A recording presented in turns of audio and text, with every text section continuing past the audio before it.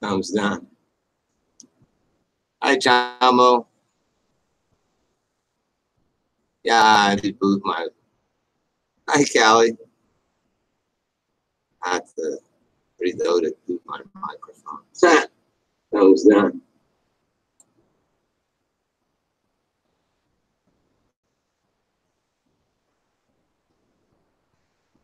It's for a nice day, yeah. It's looking like it just might rain. I could use a little rain. But it's still warm outside, pretty warm.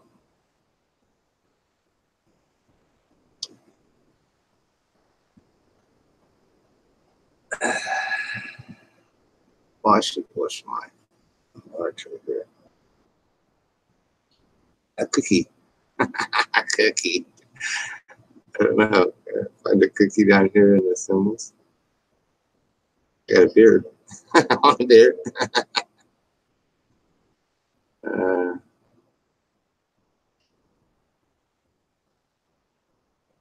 Holy cow, I got 6 watching. How does that happen? It's weird. Still trying to find all my buttons. I don't know what I'm doing live. I told somebody I'd probably go live tonight, so here I am. But maybe after a couple of beers. I was watching Dave. I'm tempted to just turn it over there and listen to Dave. I don't want to be a YouTube star. I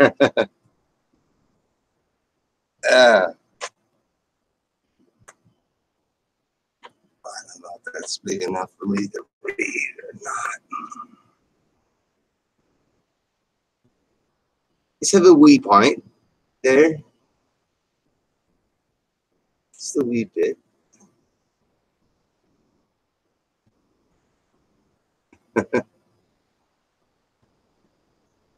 Yeah, I don't know. I'm doing this kind of because I said I would, but I really not prepared to, like I will be soon, to do some laughing stuff. But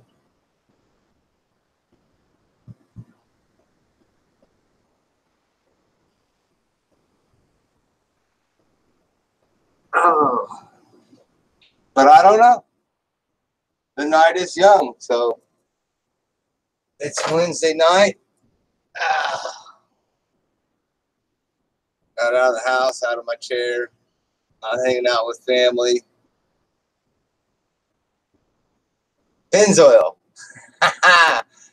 There we go. Why in the heck do you call it Pennzoil? Pennzoil. I thought it'd be at like the 10-minute oil loop.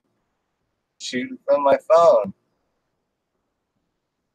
There's like a quarter of 10W30 weight on the porch. And I was totally at a loss for what the hell. Hey, loving life, what's happening? I was at a total loss for what to call this hangout. So I seen that can of Pennzoil over there, and I said, "I'll just name it Pennzoil." How you doing, Pete, man? Good to see you, Pete.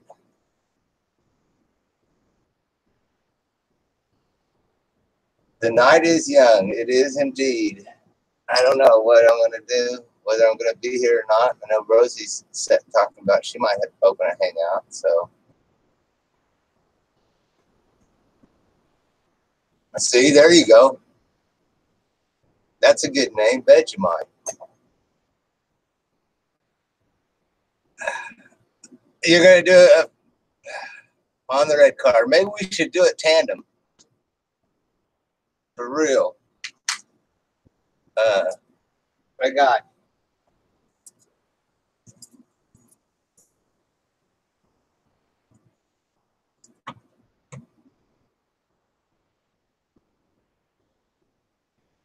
right here. And man, I got to tell you, y'all, man, mine are doing a scratchy, crunchy shit. Really bad.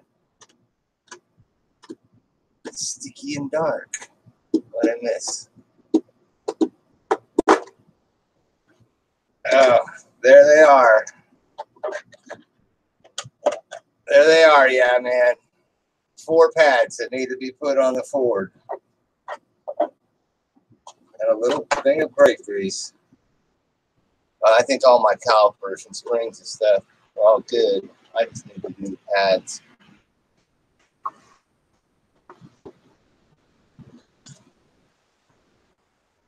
But by the time I've done the pads, I might as well have done, the calipers and everything.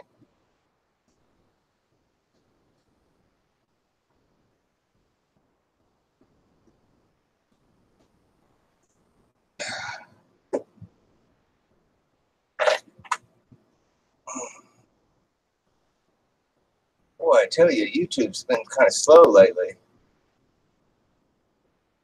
It's pretty slow when I watch Dave, the fisherman, talk about fishing boats.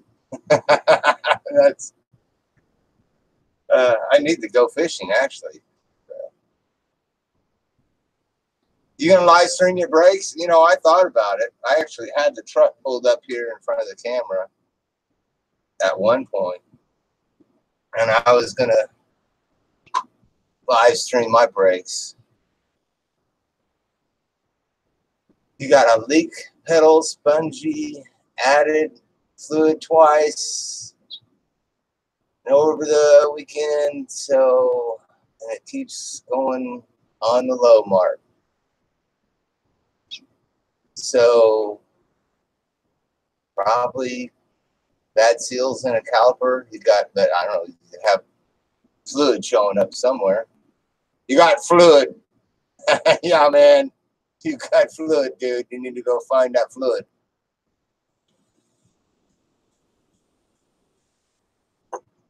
Yeah, my kids are no good at chasing down fluid. They're just not.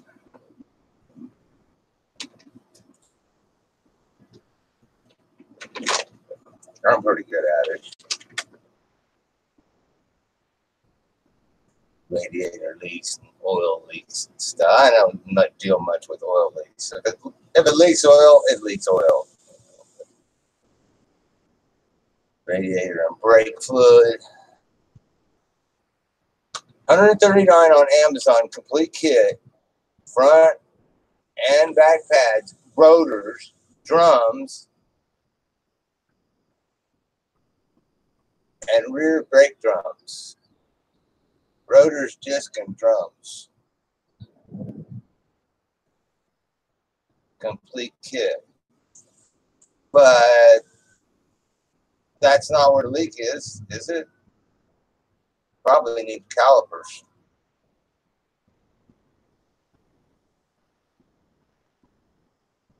Could be calipers. I don't know. We used to rebuild calipers. Can you believe that shit? 60 degrees. Oh, Cali. That is sweet. Should be doing a porch hangout.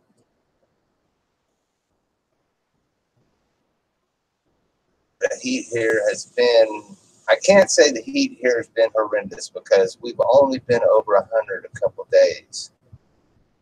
And usually in Kansas, by now, we've been 20 days over 100 degrees. Got some global cooling going on. Yeah. Yes, left side, can't figure out. Front or back, sometimes I'm an idiot with this shit. I don't believe it.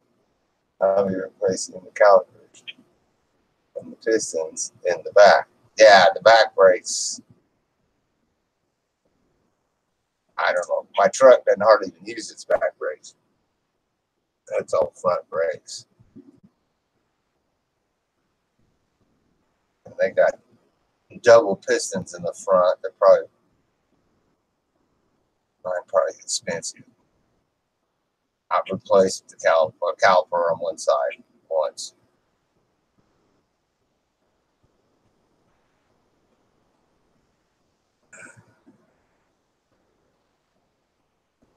A nice rusty golden color.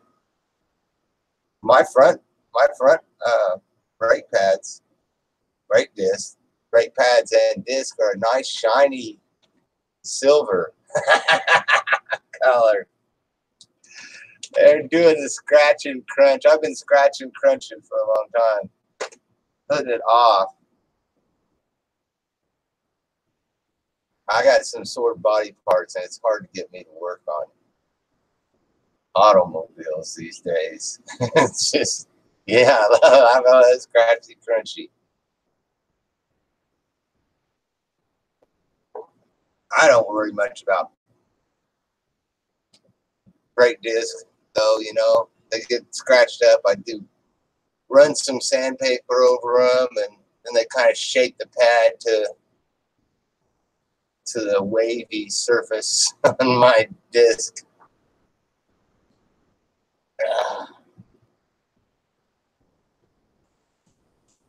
Yeah, mine need that. I don't know. I might be pushing it on the disc.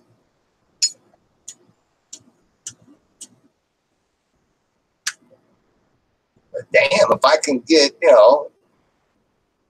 new discs for $140, get all that stuff. That's not bad. I thought disc and stuff were expensive.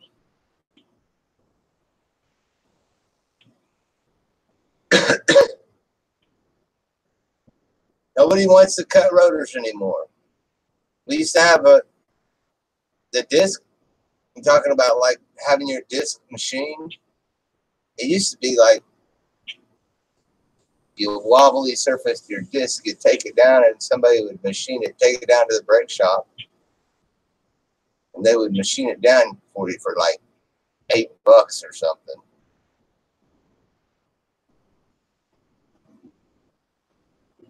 $439 is for the whole kit for the car. $139. Yeah, $139. So disc must be pretty cheap. That sucks. They should be more expensive. They should be made in America and cost more. You know, I pay a little bit more for all this stuff if it's made in America.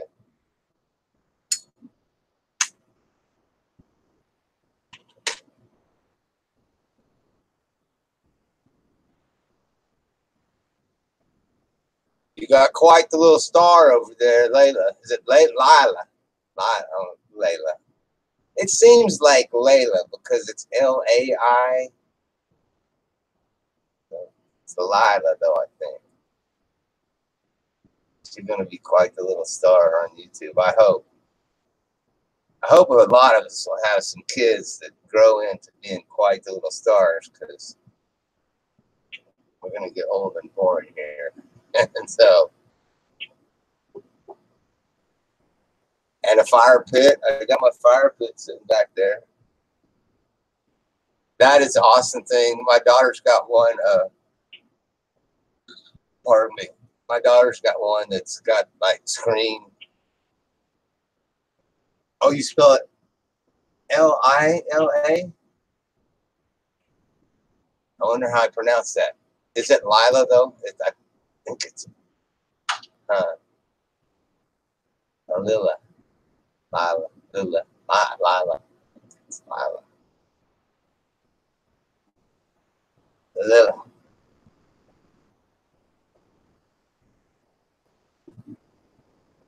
She's cute, man. I can watch kids make funny faces on videos. That's one thing I can do. Especially she knows she's on cam. She's acting.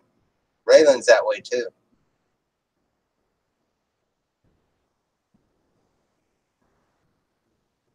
The fire pit last night. Yeah, I seen your video.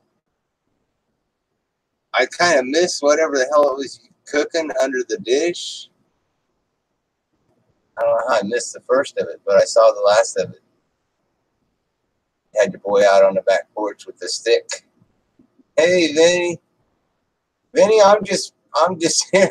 Vinny, I don't know what's up, man. I'm here fulfilling my obligation. I told somebody last night when I was over at your place, I said, well, they're like, do a hangout. I'm like, well, maybe I'll do a beer night tomorrow night. And here it is, tomorrow night. And I'm not even really sure that what am I doing on here? I'm not even sure that I felt up to it. But I was like, I need to open up my channel and do a hangout here on this channel. So I'm working my way into beer night, I hope, maybe. I could use a little rain. Had a couple sprinkles and then shoot, it went away.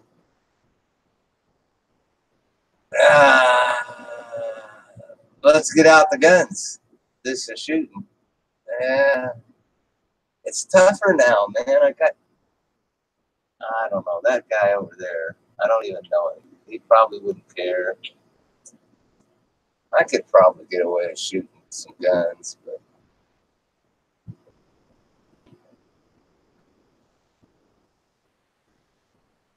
I shoot a 20 gauge. I guess Dave the Fisherman would probably call me a pussy because I shoot a 20 gauge. I'm going to get some now. Got 2 flies. I'm going to get some fly swatter. I'm going to get some spray, or I'm going to start my fire. Smoke them out.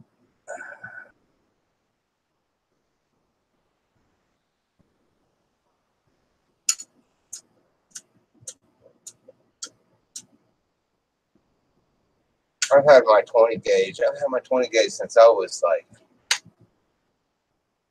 I don't know, about 13, 14 years old. Please use hunter safety. Oh, yeah, man. You haven't seen my hunting videos that I do in the living room. Hunting in the living room. It's, oh, Pete, man, it's green here. But, God, this lawn, I don't know, Pete. I got enough lawn for 2 houses. And it's killing me. I need to get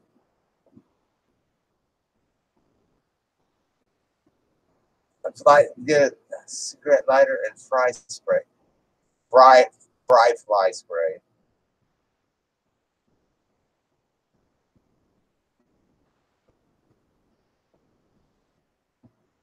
A white hunter? I'm not sure what a white hunter is. Pheasant hunter from 14 to 28 in different clubs. And pheasants, I don't know. I don't like pheasants and quails. They make too much fucking noise. It scared the shit out of me. It's like, and I'm like, and the other guys are like, yeah, knocking them down. And I'm like, that scares the shit out of me. A white guy in Africa. I get you. I see. Elephants and lions and wow. Dove is what I like. Though. We got a lot of turtle dove in Kansas. And what you do is you get Well, you used to. You can't do it anymore, but you used to get like a cooler full of beer, put it in the back of a pickup truck, get about 4 guys sitting on the tailgate, and sit out on the side of a hedgerow. It's a hedgerow of trees, and drink beer. And as the doves would come flying over the hedgerow, you'd just pop them and they'd fall right down in front of you. Take them home, clean them up, and just basically eat the breast, wrap bacon around it, have bacon wrapped dove breast on the barbecue. Now I can do that kind of hunt. I don't know. I've knocked down a few pheasants. So. 1940s in Africa. Wow, you're one of those people that moved from, I don't know, is it South Africa? Because that guy that I told you has a name kind of like yours, Enjoying Life. He's moving in East Africa. Yeah, that's where that guy Enjoying Life is from, East Africa too.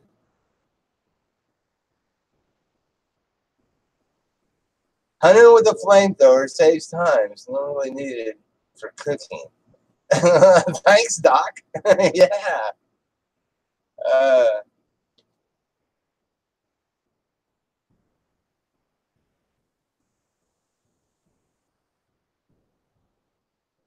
uh,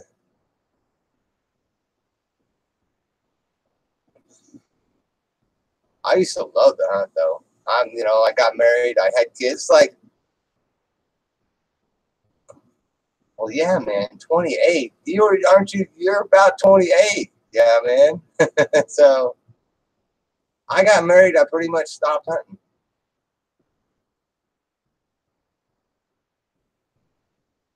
It serves quail. Yeah, this guy that lives next door to me, Floyd. I'm definitely gonna have to start. I don't know why I'm got flies and I don't got mosquitoes.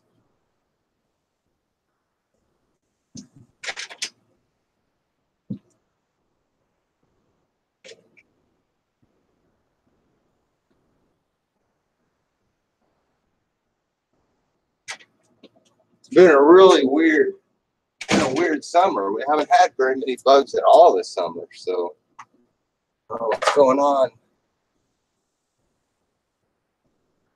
Anyway, Floyd lives next door. He used to raise quail, and he raised them to eat.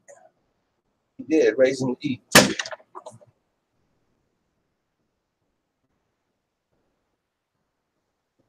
Wasn't listening. Sorry. I hear you, man. I heard that. I heard that you weren't listening. That's okay. The only important thing is that I get through the first 2 or 3 of these beers and feel a little better. Feel a little better. So,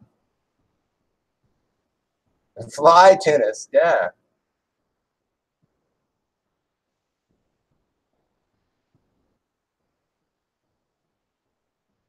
All right, okay. You know what I do, Doc? What I do is there's these, well, over here there's these cedar trees, mostly white cedar trees. I get my fire started and then I get some of that green, the green leafy stuff off of that. Throw it on the fire if it's a day like today when it's calm, and that smoke just covers my yard, and I won't have any mosquitoes, no flies, none of that kind of stuff. I've been doing that for years. You might think about that, y'all, man. If you ever get hit with mosquitoes, if you've got some cedar trees, you take some of the greenery off and throw it on there and just smoke the yard. Of course, your neighbors probably think you're crazy. My neighbors, after a while, caught on to what I was doing. And I think at first they thought I was crazy, but after a while they was like happy that, every time I would start a fire, bye-bye. Every time I would start a fire, they would come out of their houses. So we have this guy that rebuilds trailer axles for trailer homes next door to me, and he's got tons of tires, which is okay. And then he got married to this crazy lady. I know she's a crazy lady because I haven't, there's a few times I go, his name's Roy. I go play pool with him at the bar and stuff. So that's how I know she's crazy. She bought a used tire business, and she's been putting her damn tires over there. And we have to go complain, and we get swamped with mosquitoes until we go complain, and then they're all gone. Uh-oh, it's moving too fast for me now. Mosquito repellent plants for your garden is a good idea. Yeah.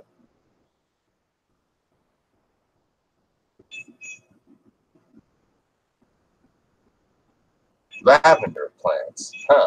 I didn't know that. I know there's some weird plant that's marigolds. I know marigolds get rid of bugs, period. I'm hoping next up citronella. Yeah. That's what my wife burns.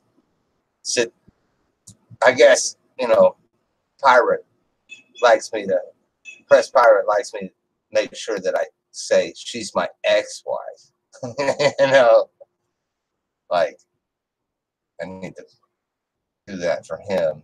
But she burns those citronella candles at her house.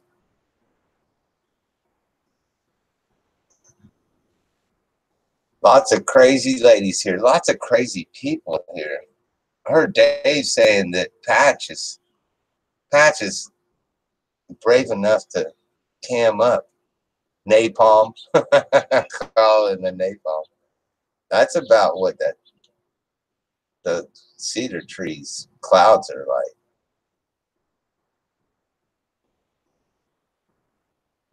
Man, I haven't done a garden for years because it just got so hot in Kansas. And I had my garden remote. I'd have to go spray it with a hose every day, trying to keep it alive. And the next time, I've got a spot where all the water runs off my roof into one spot. And it's terrible to mow. The rest of the grass will be like 6 inches or so. And here where this water runs off my roof, I got 12, 14 inches of grass. I need to rotor till all that up and turn it into a garden. So, but I gardened. I did gardening videos on YouTube for when I first started. Like the first 4 or 5 years, I was growing tobacco. I had tobacco garden. I had other things in my garden, but my cool thing was growing my tobacco plants. I would take them in the winter and put them back out in the summer. Some of them lived to be 10 feet tall and 4 years old.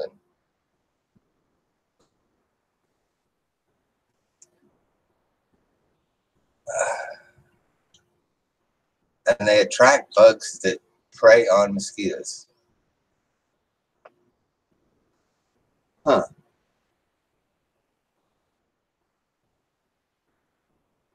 I miss the gardening, though.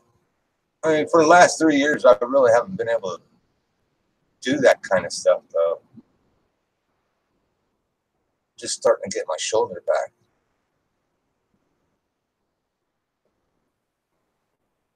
I can't imagine what life would be like if I had to buy store-bought food. Yeah, I broke down the other day and bought a sack of salad. That was the shittiest salad.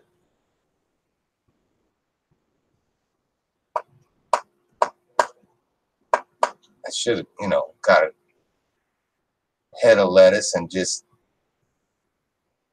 cut it up and dipped it. That would have been better. What's up between Patch and Elvis? Honda is going crazy about something. Elvis is just failing. I didn't think that we was going to move to the point of Elvis failing this quickly. But he looks like he's really falling down. Patch, I don't know, man. Dave's saying that Patch is coming back and showing up. Must have spent that $4,000. That just fucking totally blows me away that a guy like that can rake in $4,000. MB, I guess MB gave him $1,000. What's wrong with MB? Why did she do that shit? It's crazy.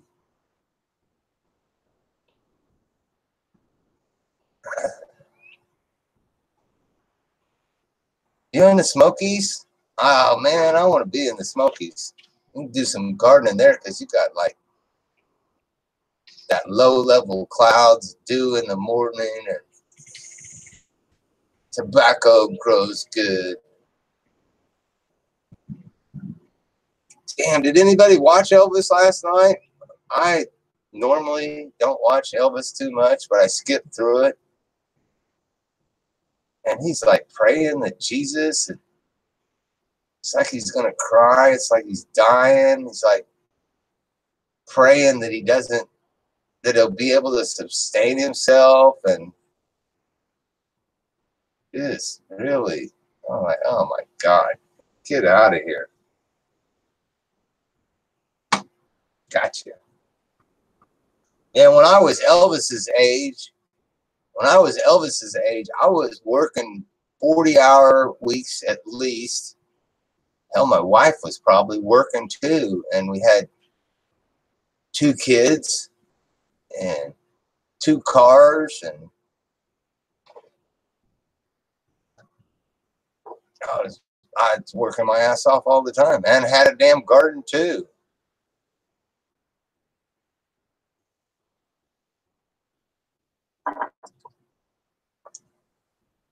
I don't know if I can remember the 4 horsemen.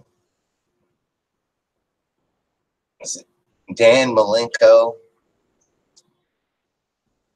Art Anderson, Chris Benoit, and Ric Flair? I think that's the 4 horsemen.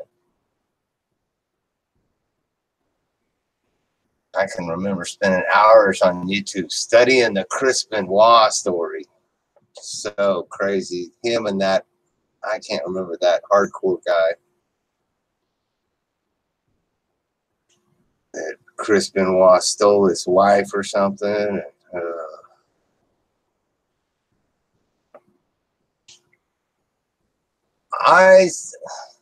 Aldi's is a great place to go for veggies. I know that because my mom, like, she does go to Aldi's for vegetables.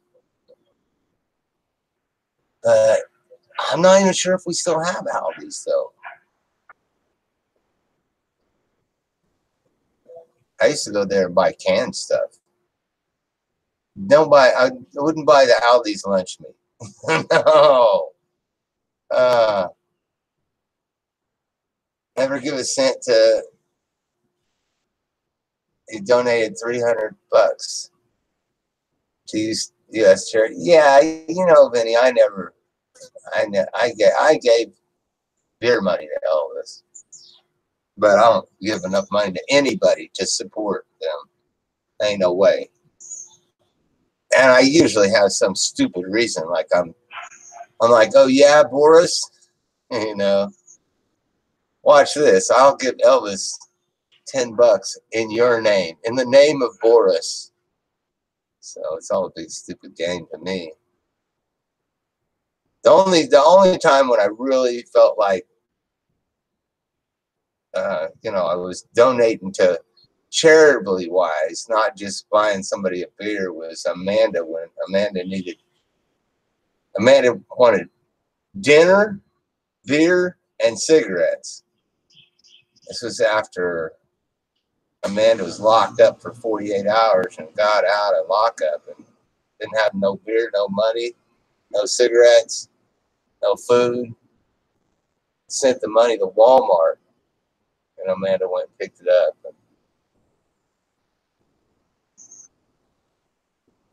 What would be awesome about Elvis if he had some kind of Exodia tea issue could not afford his medication. Yeah, I think he's on medication and would live stream the fuck out over just, that's what you're kind of waiting for Elvis to just freak the fuck out.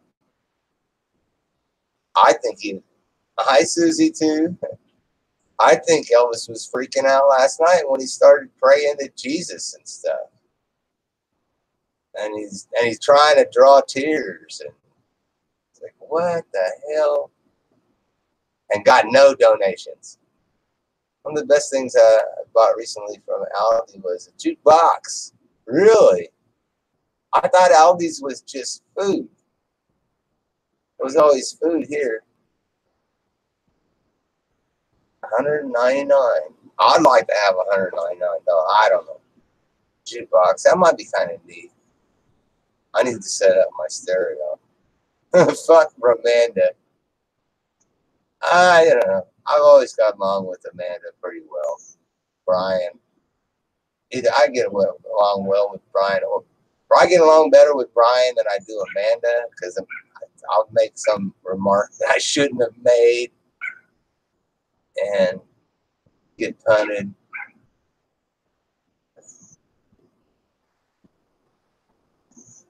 Yeah, I've been watching Vinny.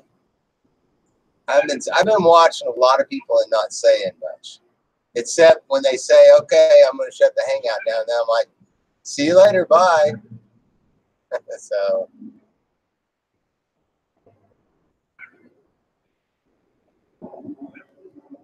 I got a stereo in there.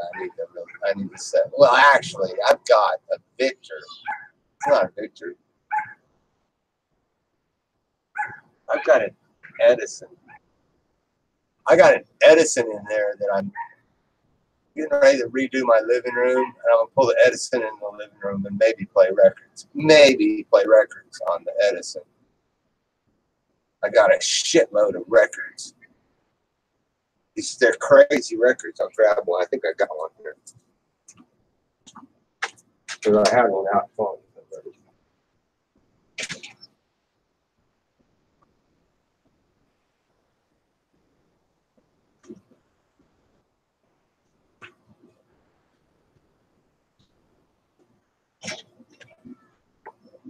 So I got an Edison. I don't know if you know what an Edison is. An Edison had no electricity. You wind it up. It's a wind-up record player.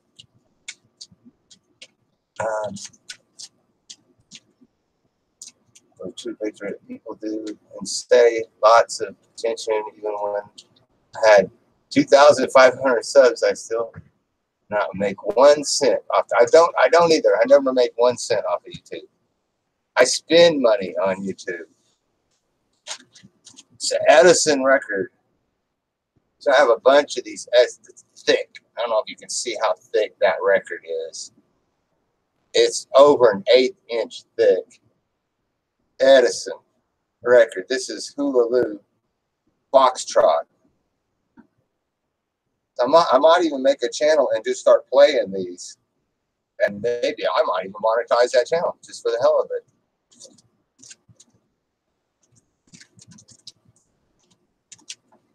I don't have ability for silence. The Vinny and you know, me and Vinny, I was on a hangout with Vinny one time, and it was fun. We had a good time.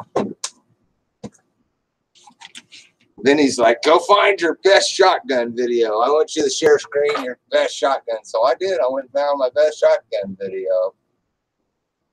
And so somewhere over there, Vinny's got my best shotgun video. It's Zoolander John. I miss Zoolander. He stopped doing YouTube when his wife got lung cancer and died in about like a month. Just totally blew him away. So very sad. So, and then Virginia has something to do with records back in the day. I have a couple of channels that I've watched over the years that they play records from back in the day. One of them, Tinky Witch, she plays these ones like I have that are she's got a Victor. You wind it up. It's got that big horn on it. And you wind it up, and she plays records on her Victor. And I've got an Edison. Mine's like a big cabinet, but you wind it up too.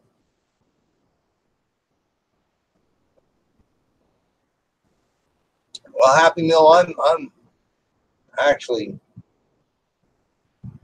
I don't know if I should say what strain. Closet strain, Happy Meal, closet strain. And I'm not impressed with the fucking LED lights. I'm not impressed. They're good, they veg good, but they ain't worth shit for bud. I need to get, I was doing haunted houses while I was working for the Clown Factory, and somebody left my high pressure sodium in the haunted house. So I need a new high pressure sodium.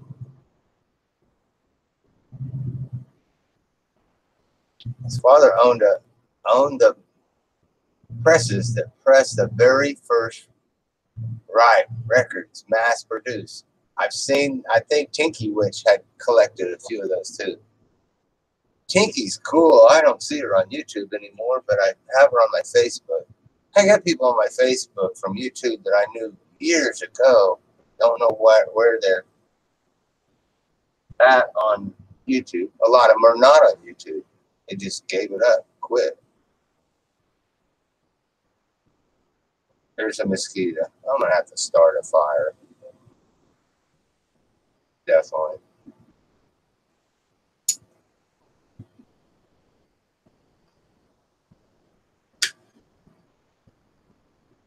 HPS requirement. Well, I don't know. All these damn LEDs are different. Because I got some friends. We're testing some LEDs. And they all different. They're weird, man. You know, if you had a metal halide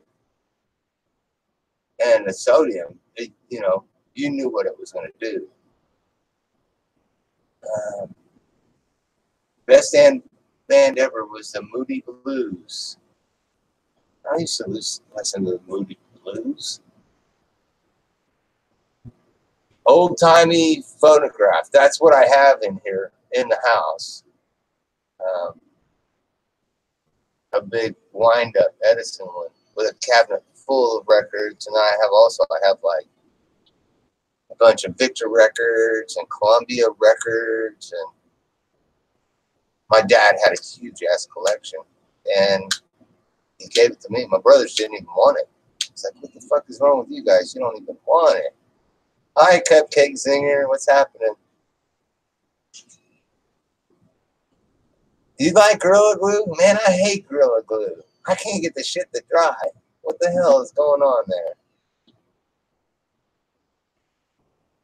Incense from the dollar store.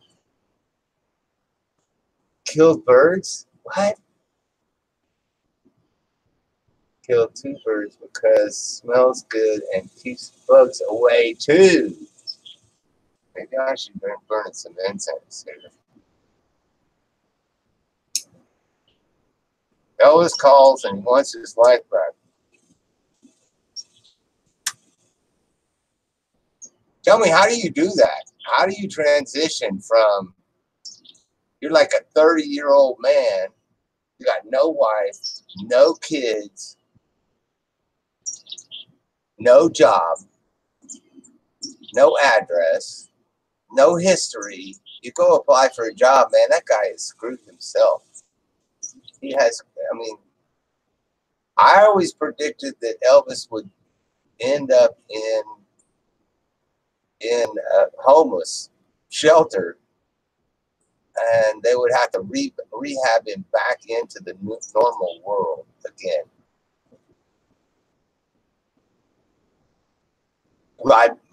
Rosie called and she wants her channel back. Man, that really sucks. I mean, I am not impressed with it. That was Cat. That was Glamorous Cat that did that. That's really low. That's, I can tell, because that was such a good channel. I had a good channel years ago. that had, they bombed my channel and it got took down. Plus, I was brave. I was too damn brave for my own good. It was a good channel, really good.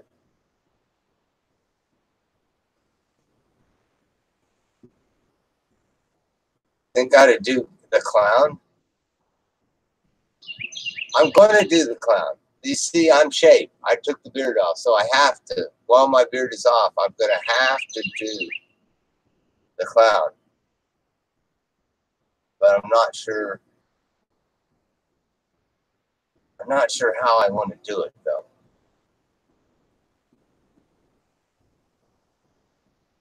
Well, I don't think it was. I don't think it was. I'm not sure.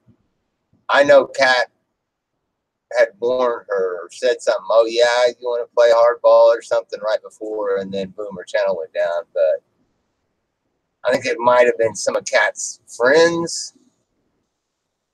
One in particular. What's the latest on TR? I missed TR last night. I didn't watch it last night. I watched it last week and the week before. And Rick's been missing. You don't follow TR? Oh, I follow TR. And I'm subbed to Rick's channel. Don't ask why. I don't know why I like watching Rick's videos. Because he's a gun-toting hero wannabe. He's probably in England right now. He was going to England. But some of his shit's pretty cool. Like he's going to England and he couldn't take his gun. He's paranoid. Rick, that's one thing I watch. I watch Rick because he's fucking paranoid. He thinks, somebody's going to attack him. And he was buying an umbrella, like a 20-pound umbrella or something, so that if anybody attacked his wife and children while he was in England, he'd be able to beat them up with this umbrella. Oh, my God. Hi, Jalen. What's happening?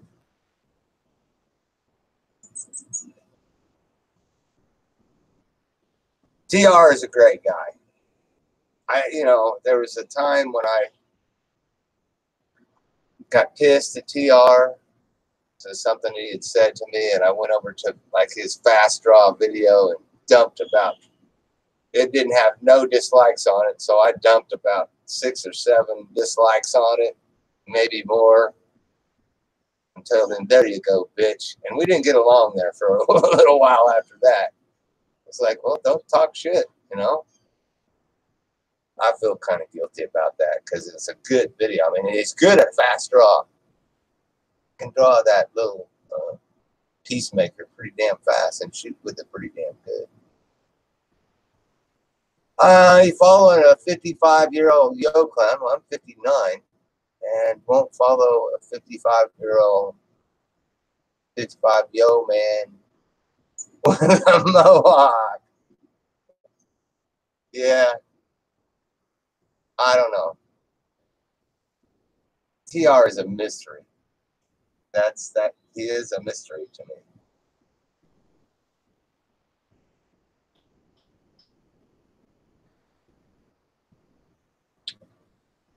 He's I've always had problems in my life with being, kind of considered a kind of a feminine kind of guy, unless I'm drinking tequila, But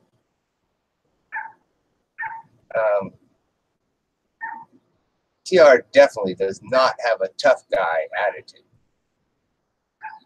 He's really, I don't know how to say it. So,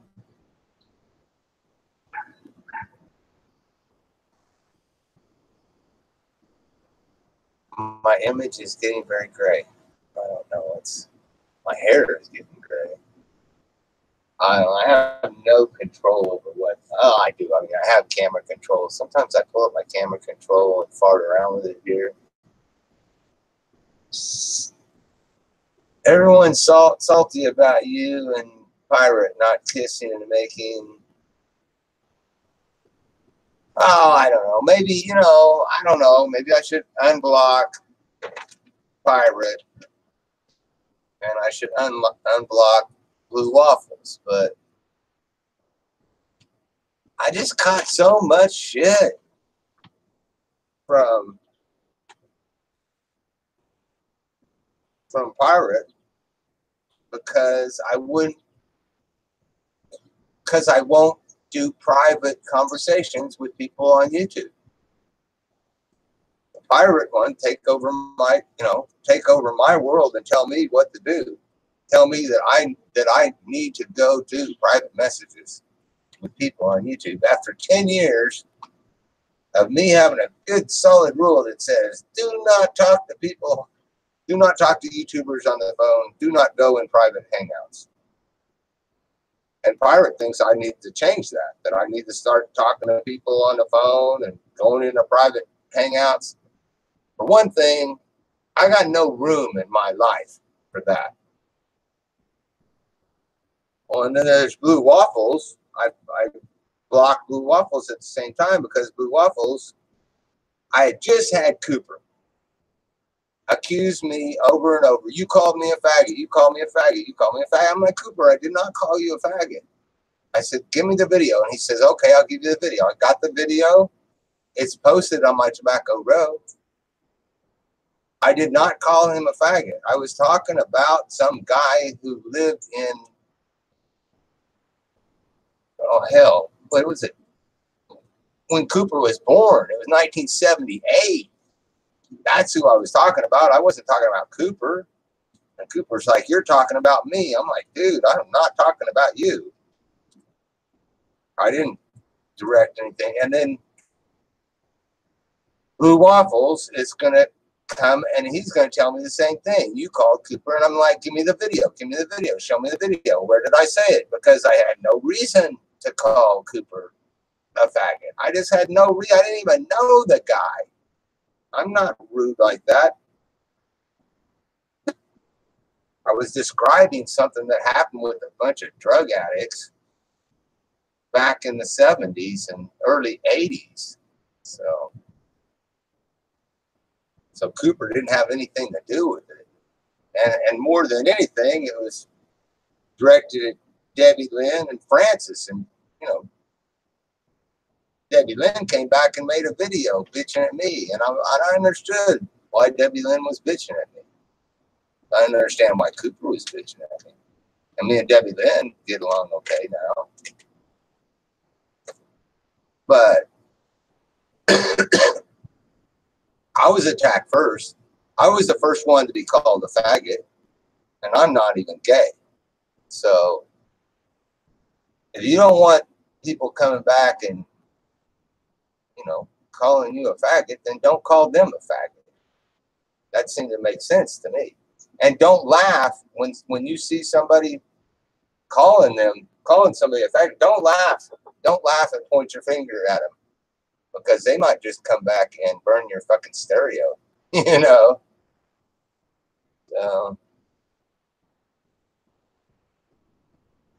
YouTube police. I keep hearing that. Sheriff. I don't know. See, when I started, Torb was a YouTube sheriff. To me, Torb is always be the YouTube sheriff. Having problems with Kojo? I don't really. I don't know. I don't.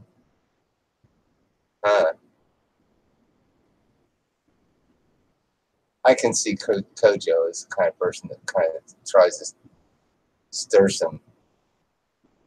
some crap up with in a mild mannered way. Bergs has serious mental problems. I don't know. Bergs. Yeah, do you watch Black Metal Troy? Because Bergs has been over there hanging around with Black Metal Troy and Lydia AF. And anybody that hangs around with Black Metal Troy after a while is going to have some damn mental problems. I don't get Bergs. I don't get it at all. I don't.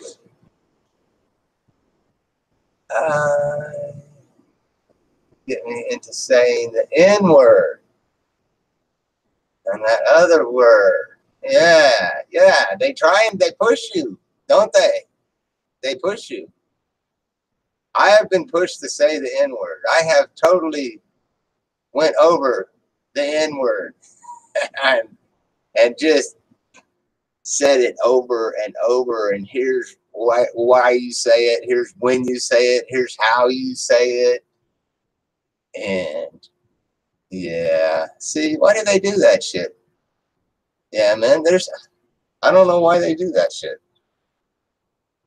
They just want to start up some shit.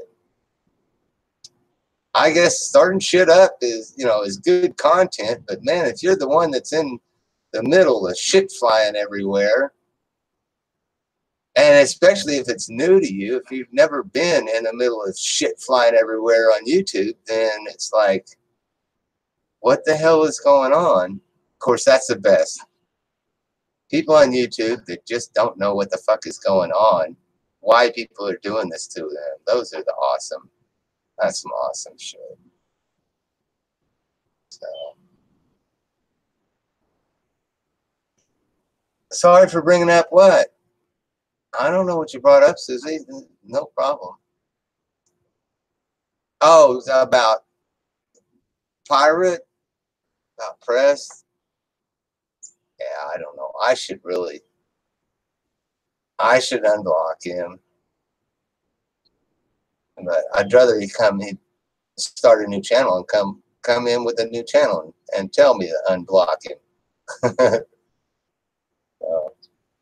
Because it's just uncool to tell other people what to do with their YouTube channel. I spend money. I pay for all my computer equipment, which is not much, but I mean, it's $500 at least worth of computer equipment, and I pay my internet bill, and then somebody else is going to come tell me and my phone. They're going to tell me what I should and shouldn't be doing with my telephone and with my internet. It's like, dude, come on. You can't rule over somebody's channel like that. I mean, some people, not me, you can't. Some people you can. I don't mind talking about it, Susie.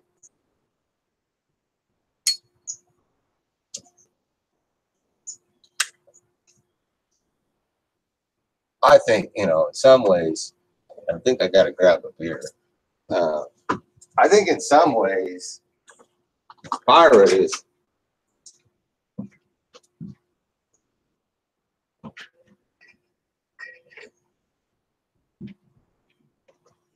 mad at me. Pirate's mad at me because he told me some things. Pirate has told me, what do I know about Pirate? He had a race car. He was a football star. He was a biker. Anything you come up with, Pirate's going to say, yeah, me too. But I'm like, I don't 100% believe you. Just because you say something. I've watched people for years say shit on YouTube. That doesn't mean it's true. I went to a lot of trouble to prove a lot of shit that I've showed my passport. I showed my driver's license. I've showed, my ACE certification card, my tribal card, what tribe I'm from. I've showed all this. I show my kids. I show my wife. I show everything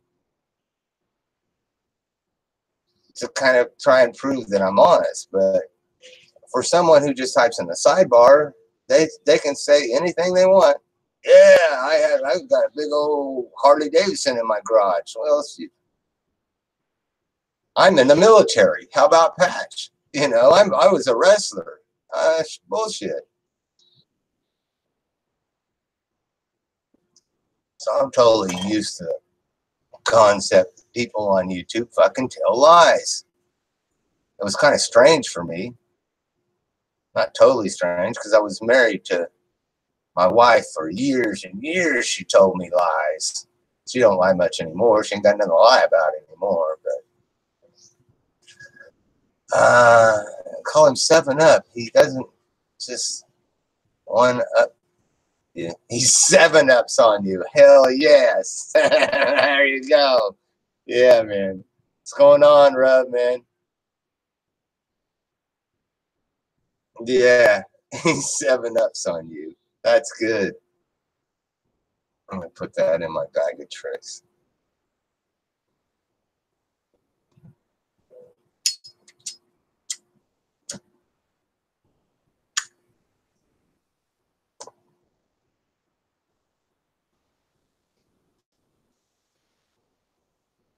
Boy, the Hangouts has sure slowed down, haven't they?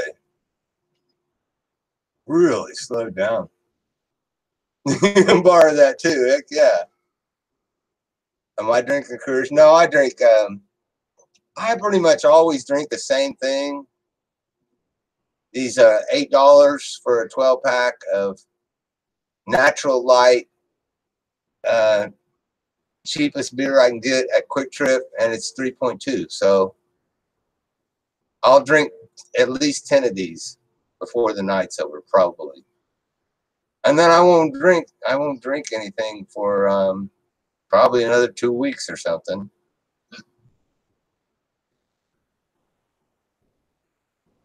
I do like Coors though. I'm not much of a Budweiser guy. Budweiser wakes me up in the middle of the night farting noises. Budweiser makes me fart, man. My wife, she would never let me drink Budweiser. She's like, man, you'll be over there farting all night long. But I do like Coors. There you go. Yeah, man. I recently, it hasn't been that long since I was doing that deed, changing them diapers.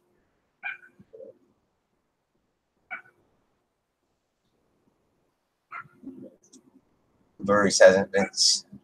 I don't. Burries. These I watch. I'm sure that Man is watching these people for the same reason I am. They're freaks. Berg is a freak. Boris is a freak. Cat, the glamorous cat, is a freak. Okay. Corey has got to be kind of a freak herself. There, well, Corey's always been questionable. You know, Elvis, definitely freak. Amanda, oh my God, Amanda is a total freak show. It's like going to the circus.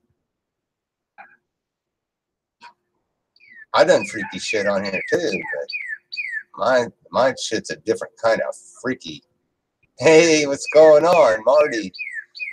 Wow, Marty, I haven't seen you on your channel in a while. It's been a while. I was like, wow, what happened to Marty's channel? So no Bubba tonight.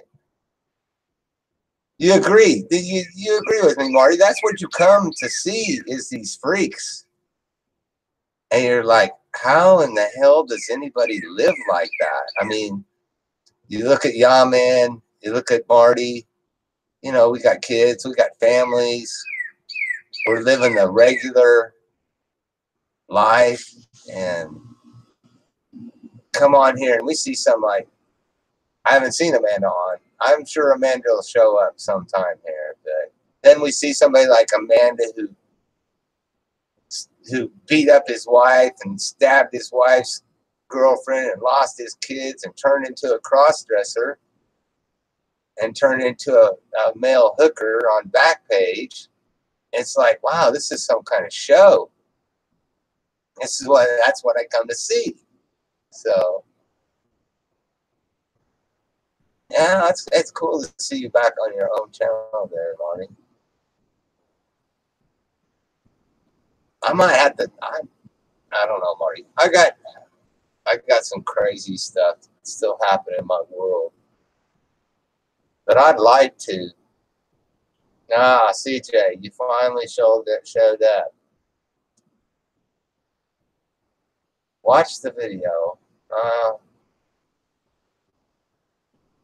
No, you was mad at me because I would not call Cameo on the phone. And you was mad at me because I wouldn't do private conversations with Cameo on a private, you specifically said private hangout. So, and then at the end of my video, the last comment you made when I said something about my wife, you said she's not your wife, she's your ex-wife.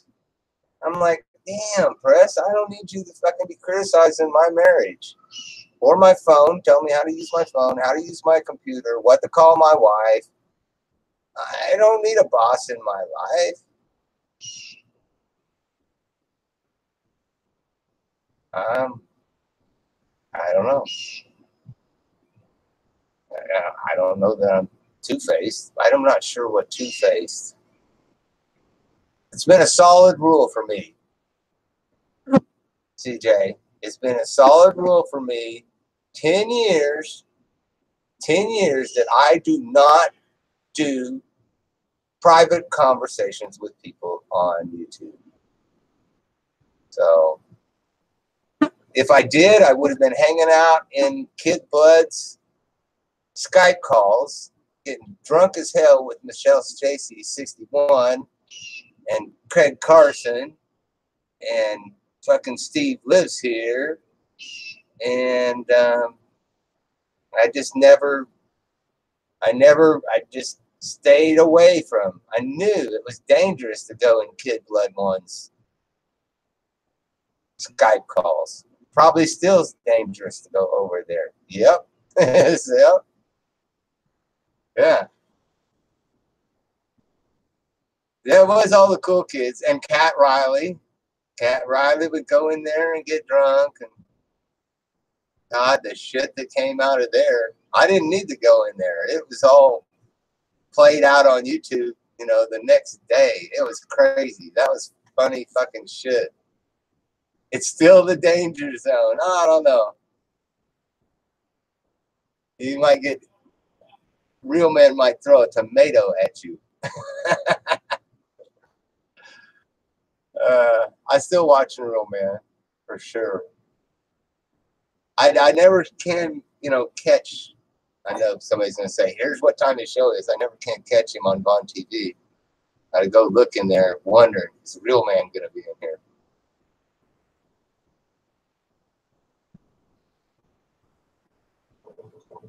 Man, Kid Blood, I didn't know what to say after watching your video at the lake. Has this shit grown over the years? Gravel? Oh, God. Your camera's working great. Yeah, and you, man, I know, Kid Blood, you're looking at your videos and you're like, look at that. I caught some of my muscles flexing. Ladies all floating in the water. 2 boats. I'm fucking jelly. I got some jealousy going on here. That was, yeah, that lake stuff is getting better and better. You really got something going. At one point I wanted to say, is this a cult or something? Or is this just, when you're out there, like it's trash call, everybody bring out their trash call. I thought, wow, is this it sounds like maybe something David Koresh. I had pictures of David Koresh. Now I know, y'all are definitely not that crowd. I mean, you're a party crowd, but you definitely got a big group of people that all seem to know each other. I miss the Snakes, camp life, and you all seem to be a camping group of people who live at the lake during the summer. We talk about RV shit, man. That's real. That's some really kick ass RV shit there. I vlog at 6 every night. No shit. I vlog. I fell behind, real man. You guys are moving out ahead of me, and I don't even know what's going on. You're all seasonal, and you know them. I take it you know them from last season, and you guys just live out the lake. Man, you got a hell of a setup. That is so comfy.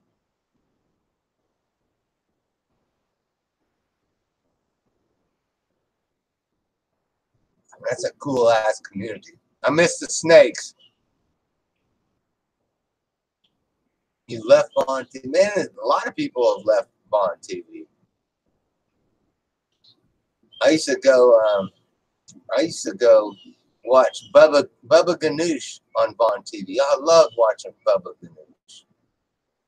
And fucking, oh God, there'd be McFucker be in there, and Hydroponic could be in there. Next time you have a problem with me, Jeff, just ask me. Stop. And, all right, whatever, CJ. Go away. Go away. You're insignificant. See, CJ, to me, you put too much significance on yourself.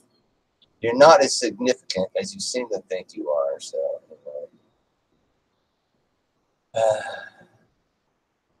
Old Marine. I think I've heard that name. Bubba Ganoush. I don't know if you watched Bubba Ganoush. He was some funny ass shit.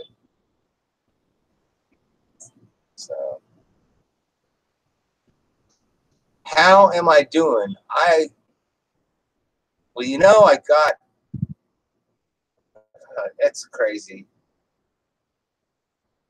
I had about a year pretty bad shape with my shoulder.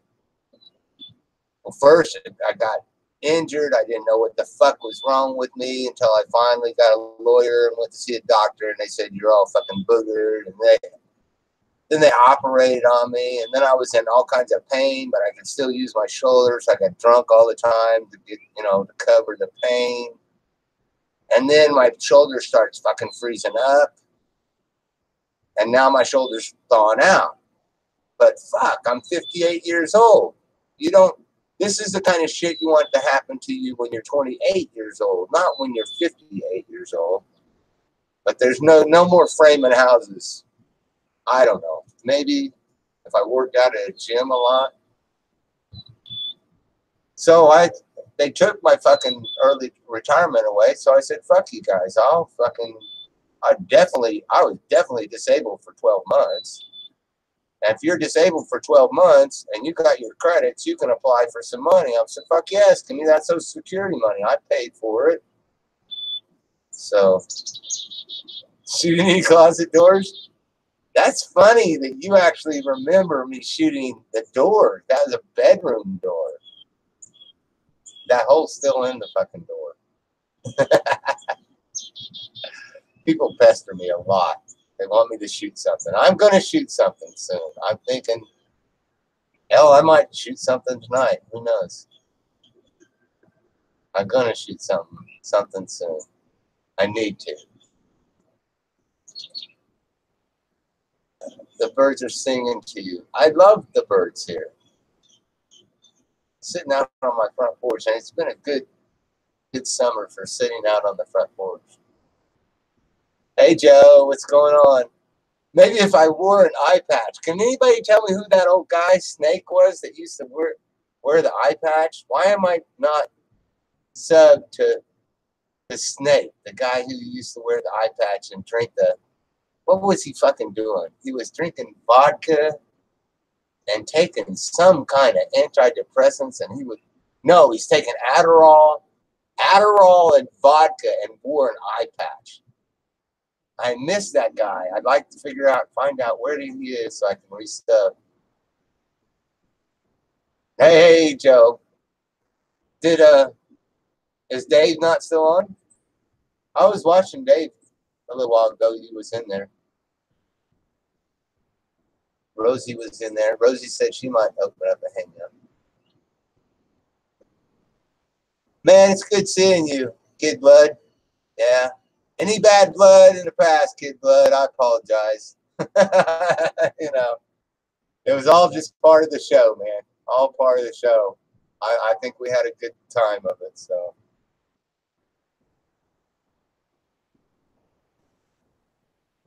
Days on with Boris. Then they're talking about the Navy. They're talking about the Navy. I guess that's okay. I mean, I was never involved in Navy, military. Like I said on here, I registered for selective service. That's all I had to do. I was not going to voluntarily join the military, but I'm certainly no friend of Patch. The first time I seen Patch, he was bitching at Elvis for being a bum on YouTube. And at the same time, it was the first time he had put a link to his PayPal under the video where he was bitching at Elvis.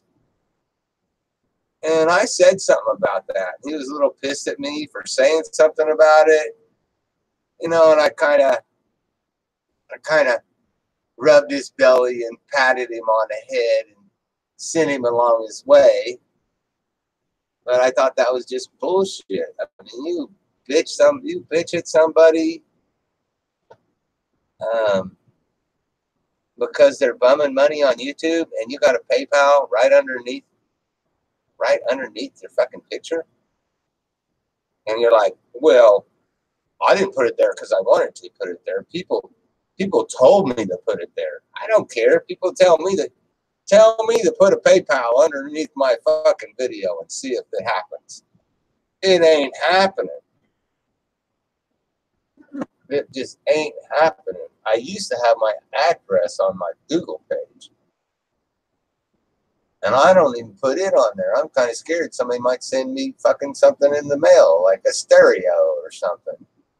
That I told them, I am not asking you. Don't, please, you guys. If anybody wants to send me something, I like joke shit. I like beer money shit. I like something that I can take out in the front yard and burn. You know? So, I don't know. I might be better off here in a few months. Maybe burn some of these t-shirts that Vinny's selling. I like to burn some of Vinny's t-shirts.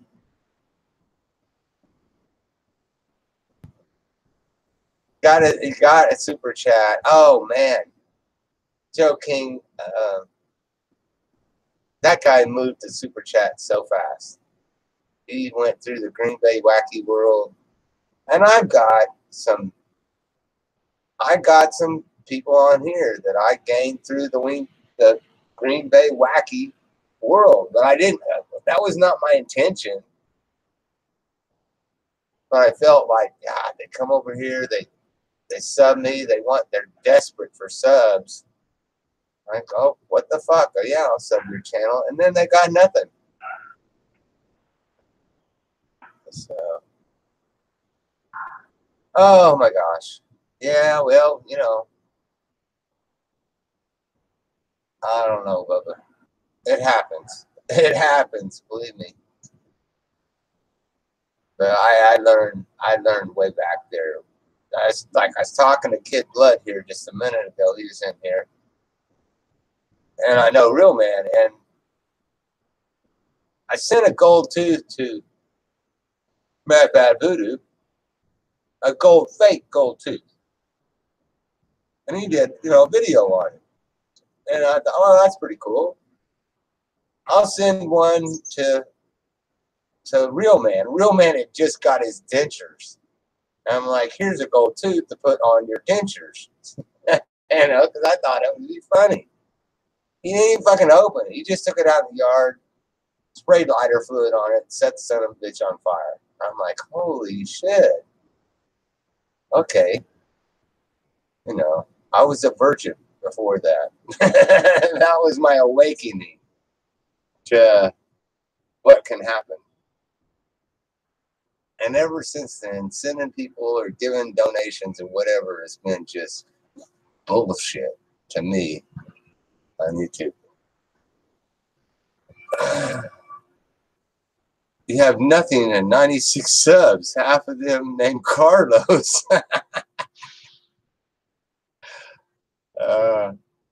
I can talk with, see, Carlos, if Carlos would have been in here.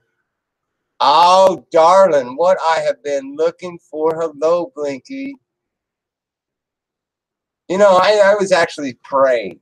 I was praying last night when I was telling Vinny that I'll do a hangout tomorrow. I was kind of praying that Blinky would show up and say, "Hey, I'm fine. You know, I'm okay. I'm not 18 anymore, Jeff, and neither are you. But I'm okay. I'm here." So I really appreciate you coming by because I have caught some shit for not trying to figure out what happened. I don't even know if I, until you decide to come on and tell people, you know, what's up. I figure it's none of my business until you make it my business. So I'm just happy to see you. And I probably said too much right there. I know it's, you know, when you're in a sidebar and the guy that's on the camera puts you in the spotlight. So it's kind of hard to come back on here and get stuck in the spotlight. But damn good to see you, though. Damn good to see you.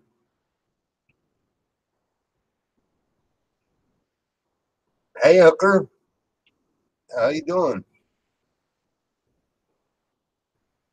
Uh,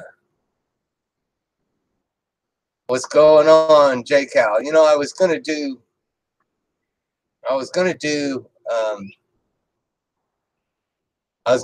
two moderators, and I said I'm gonna make J Cal one of mine. JK, no Cal.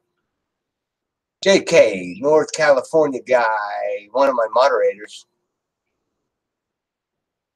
and then I don't know who I'd pick. Somebody else would be a good moderator, and then you know, I said fuck it. I don't want to.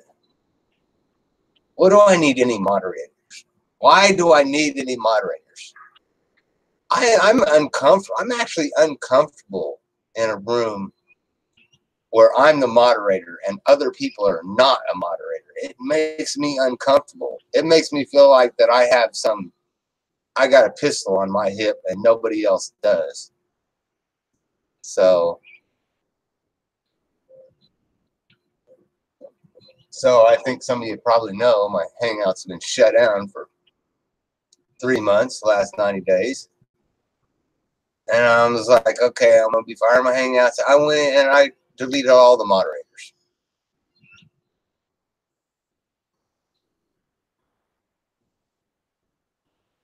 Yeah, I don't know. Do we get tired of Dave? I don't get tired of Dave, really. Dave is Dave, you know. I mean, he does what he does. Hey, Warren, what's going on? How you doing, man? Thanks for stopping in, man. It's good to see you. Don't need mods. I don't think. I mean, what? I don't know. I don't think I need mods.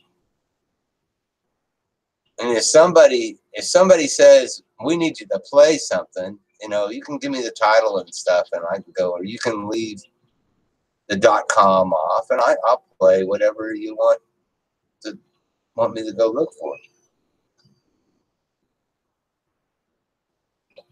Yeah, you know, that's I know that. That's one thing I could trust that JK would. He would be like, I'll kill anybody who's doxing, and I'll kill anybody who's spamming. And the rest of you guys just go ahead and fucking have at each other because that's what we're here to see. You know? So James thinks a lot like I do.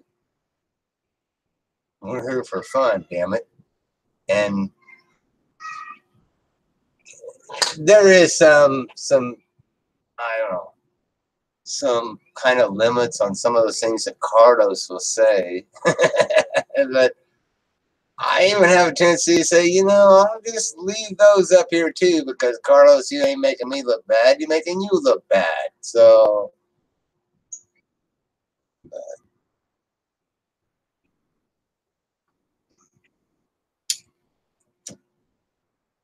see, I've always gone on the idea that you think somebody doxed you on YouTube. No, you doxed yourself. It was originally you that told somebody else what your real name was. It was originally you that told somebody what your address is. You told them all that stuff in confidence that they would not stab you in the back and release that information. And guess what? You're wrong. They got mad at you and they released. That's your fault. You told them. That's why I just tell everybody everything. No, I got nothing to hide. Everyone is doxable. I just dox myself to the max. I mean, I even put. We did a hangout on my granddaughter's channel. I even put my daughter's address on the hangout the other night. So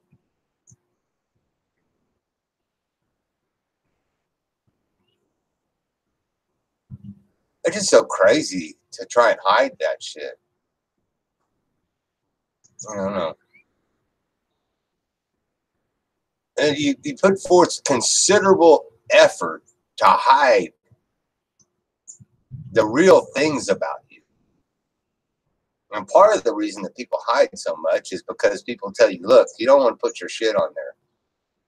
You don't want to let everybody know about your real life. Why? Are you embarrassed about your real fucking life?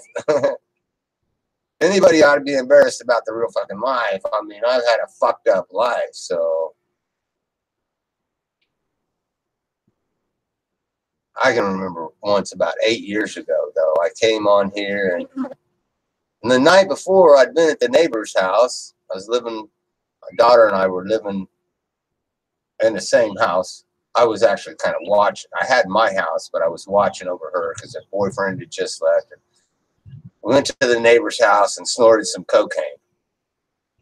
And I just came on here and started I didn't talk a lot about it, but I'm like, yeah, we went over there and snorted some cocaine last night. And boy, oh man, here comes all this shit. All of a sudden I was Mr. Shitty Guy. I'm like, hey, it's the fucking truth. I don't do it every day. If I did do it every day, hell, I might come on here and tell you that. But we did some last night and it was a wild night. Yeah. I don't think I've done any since then. And that was about 8 years ago. I would, if any one of you guys dropped by my house tonight and fucking put out a line of coke and said, hey, you want some, Jeff, Theron? They call me Theron, my name. I said, yeah, what the hell? I'll do that. I haven't done that for 8 years. I'll do it. What the hell? What's going on, Art Rebel?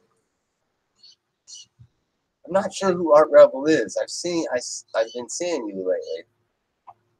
Are you a new kid on the block, or are you an old guy with a new name?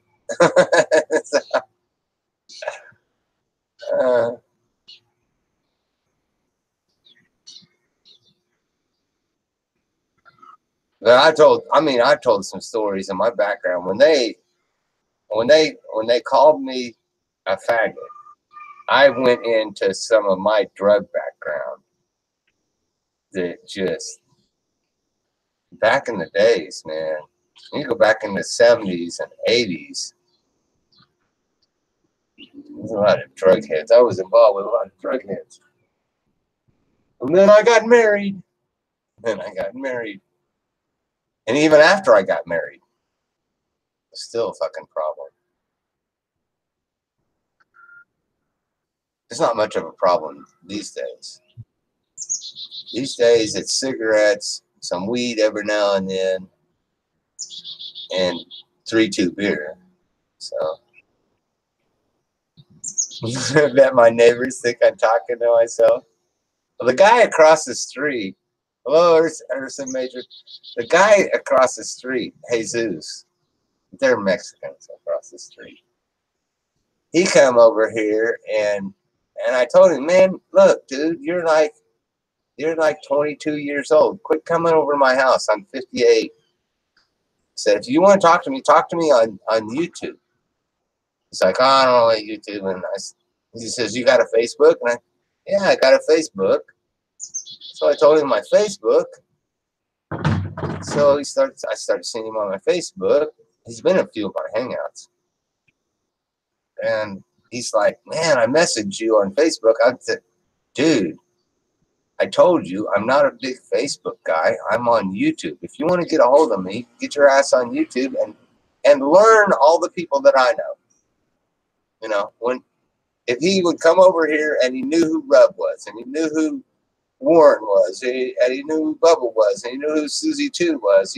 If he was on YouTube and he knew all the people that I knew, then okay, I would accept him as a 21-year-old guy that's interested in the same fucking shit that I'm interested in, but he's not, so it didn't take long to get him to stop coming over here. A lot of the reason that he wanted to come over here is because he don't have no damn weed connections, and he's fucking hurting to get high, and thinks that I'm gonna be the guy. And no, I'm like, I'm not gonna be the guy. Pick the wrong guy. I'm a 50-year-old, 8-year-old man. Go find that shit from people your own age. You want to be petted a lot, huh?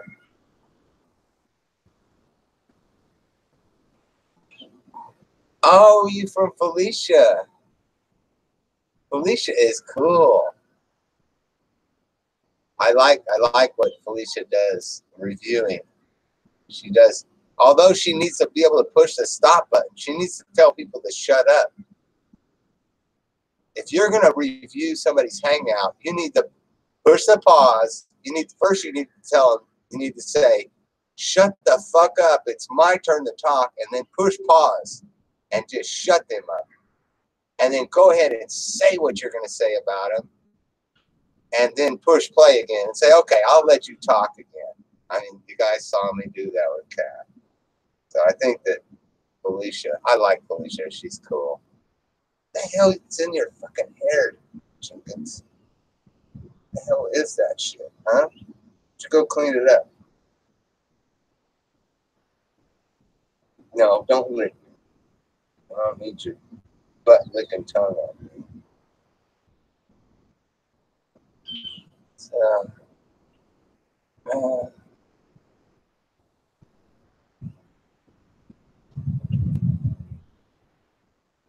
I said something to Felicia about her kissy lips. Once I've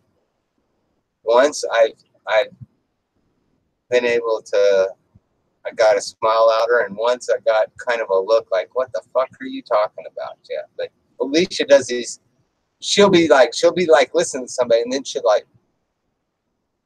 does this kissy lip, and then she turns her head sideways. Kissy lip, turns her head sideways. That's when she says, are they telling me the truth, or is that a lie? And I'm like, I love that when you do the Felicia, she does some amazing work with expressions that just come from her lips alone. That's just me talking. So I don't know if you guys have noticed that. Like, look for it. So.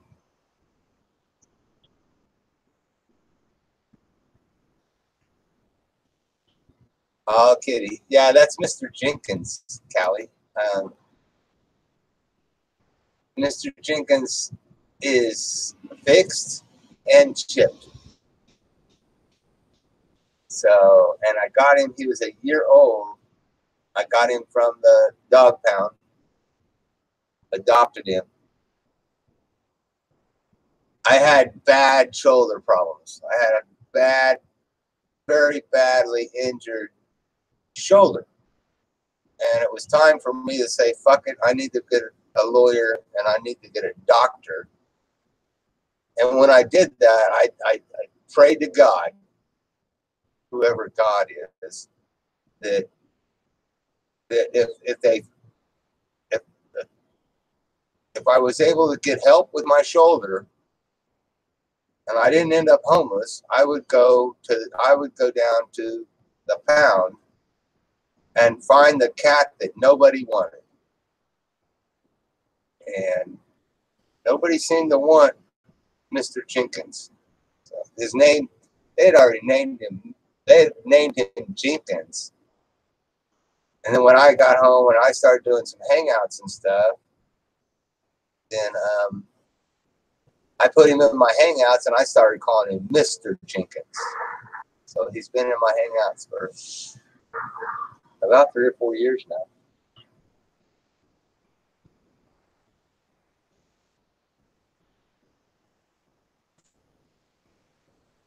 But he's a good cat.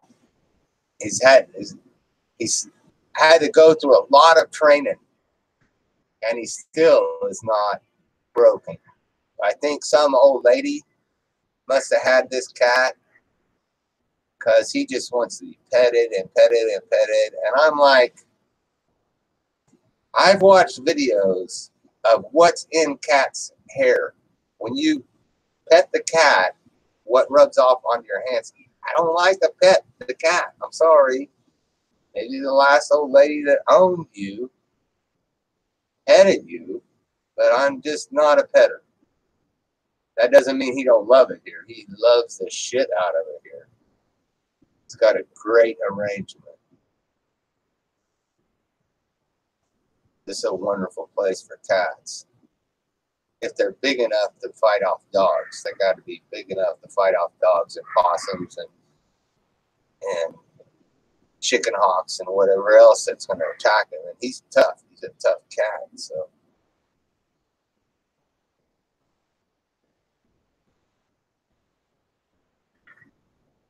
Felicia is viewer's choice. Right, yeah. Now, if you're on Periscope, though, her name's actually Felicia on Periscope. That's how I knew what her name was from Periscope. I gotta go. Gotta go get a beer.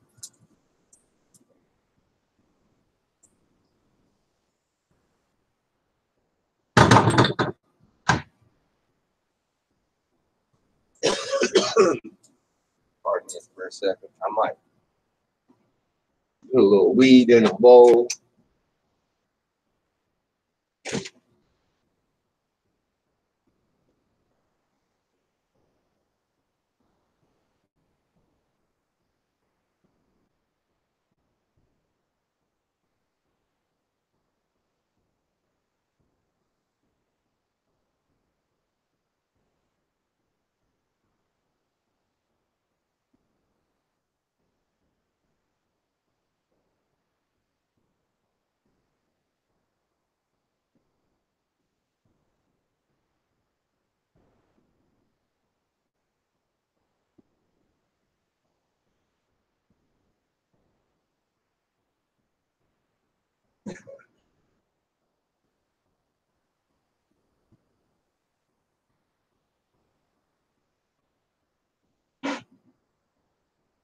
After these messages, I'll be right back.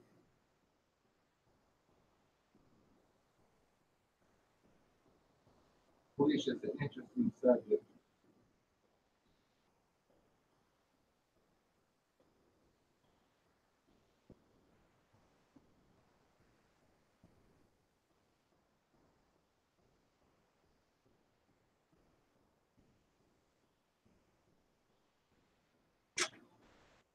It's kind of, oh, I actually want to grab the beer too.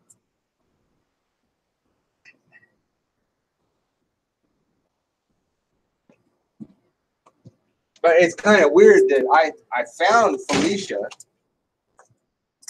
I started watching Felicia before other people did. I kind of somehow related to the shit show on the porch, the people on the porch. You get your cats bathed. That's probably smart.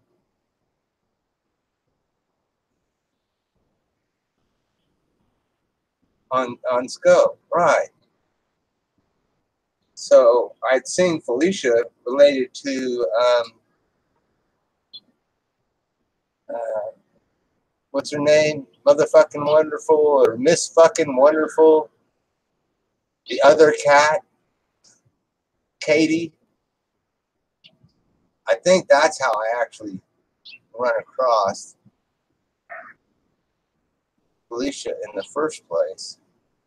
And then she started talking about Elvis and stuff, and I'm like, wow, she's come to a juncture.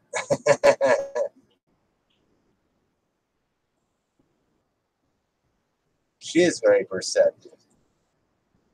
Well, she's a tarot card reader, so I watch some of the tarot card readers too. I don't know if I'm amusing. I'm not.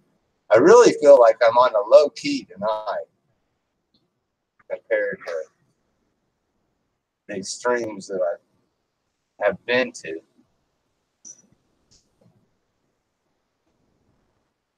Rosie was talking about Scope. I've never seen Rosie over on the Scope, on Periscope. I had to make a Periscope account so I could make comments. And that's the only reason I have a Periscope. I try and fucking watch Corey's Periscopes, and they're terrible. They just skip all over the place. Really, you met her through MB. Yeah, because MB would be like into the Nina, what is it? Nina yeah, and probably getting into all the people that watch Trisha Paytas. I was watching something the other day, and somebody mentioned Trisha Paytas, and people were like, "Who the hell is Trisha Paytas?" And I'm like, "You're new here, right? You got it. Nina Unrated, yes, yes, yes." And, but if you don't know who Trisha Paytas is, you're new on YouTube. So I've been watching Trisha for at least 8 years. At least 8 years. I watched her when she was the blonde sun doll was her original. What the fuck? That was a bee. I had a bee land on me on the fly. Bee land. That's weird.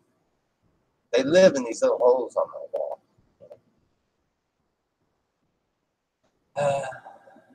Everything goes, man. If you're talking to MB, you go back to Trisha Paytas. And I wasn't even, I knew Trisha Paytas for years. And then I met MB, and then I heard MB and Trisha and Glamour Cat had got into some mess about her having cancer and stuff. And I was like, wow, I know Trisha from a long, long time ago.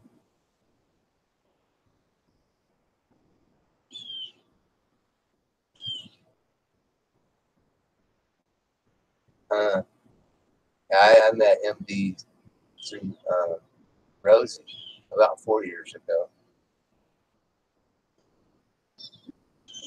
I haven't seen Megan Fox. I haven't seen Megan in a while, if that's Megan you're talking about. I don't know why I haven't seen her. I guess she figured out that it's very hard to get on YouTube and not run out of material. The one trick pony is what I call it. It's hard to come on here and not be a one trick pony.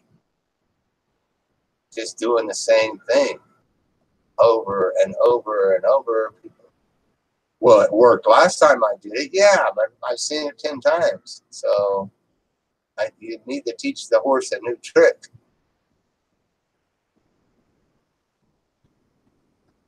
Megan loves makeup. And well, I like Megan because she's an artist too. She does that glass work and stuff. She's into art. And I'm into art. I haven't been working on my art. I really should. Really should be working on my art.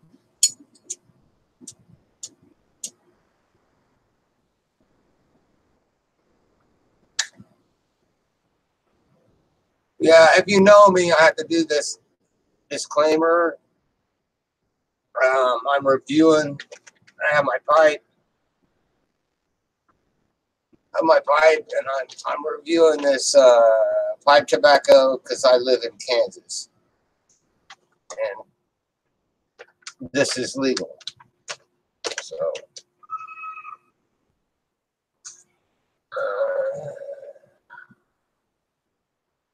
she is artistic. Megan's cool. Megan is. I've seen Megan do some cool stuff. Of course, I've seen her do. That's what we all wonder about, you know. Seen me do some stuff I wonder about myself. So that's not new to me. I'm about going to have to start a fire. If I get bit by another mosquito, then I have to go find some firewood. YouTube is like a drug. Yes. It's so much like my local bar, except it's safer. Because in my local bar, they actually can and will hit you in the mouth, you know. So even if you don't deserve to be hit in the mouth, you can still get hit in the mouth at my local bar. And wondering, why did that fucker hit me, you know. So that hasn't happened to me in my local bar, but I've sure had some people pretty damn close to hitting me. And got in some terrible mix-up, boys, girls, you know, guys, girls, jealousy kind of shit going on. And like, why the fuck are you jealous of me? But YouTube's a lot like going to the club. And clubs can get boring too. I got a club down here. My local bar changes hands about every 2 years. And it changes crowds about every 2 years. You go in there, and it's like, these are totally new people than there was in here 2 years ago.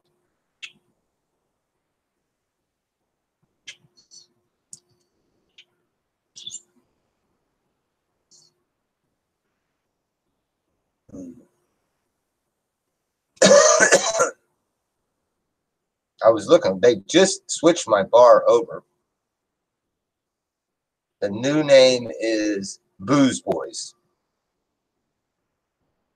And I need to go down there and see who all's hanging out. This one dumb bitch. I shouldn't call her that. Sherry. I mean, I should cut her some slack. She used to live across the street from me for a little while, and that caused some problems. That started some problems with her husband. And then she ended up divorcing her husband. And I'm like, well, now you think the same thing about him as I do. And she says, yeah, I think the same thing about him. And I still think the same thing about you too. I was like, shit, man. God damn, that was 5 or 10 years ago. Let it go, girl. So we had to actually sit there at the bar. She was the bartender. And to sit there and work it out with her. Hi, Jinx.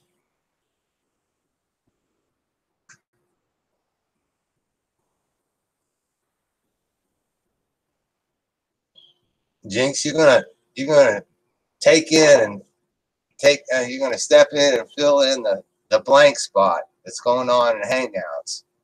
I hope, and you start hosting some Hangouts. That would be cool. I totally need a fire because I got bit by about 2 or 3 mosquitoes. I don't know what the fuck is in here. Beep beep.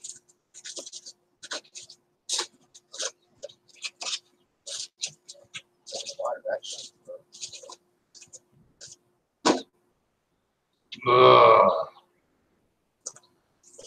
Fire.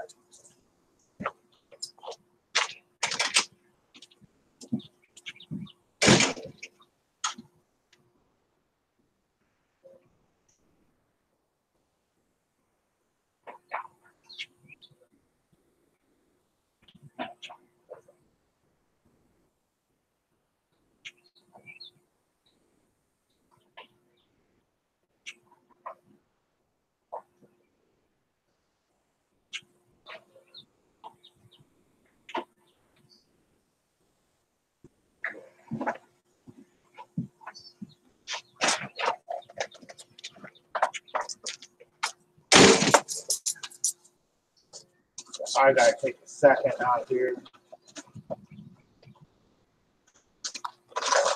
Better get out of there, spider. It's gonna fucking catch on the fire.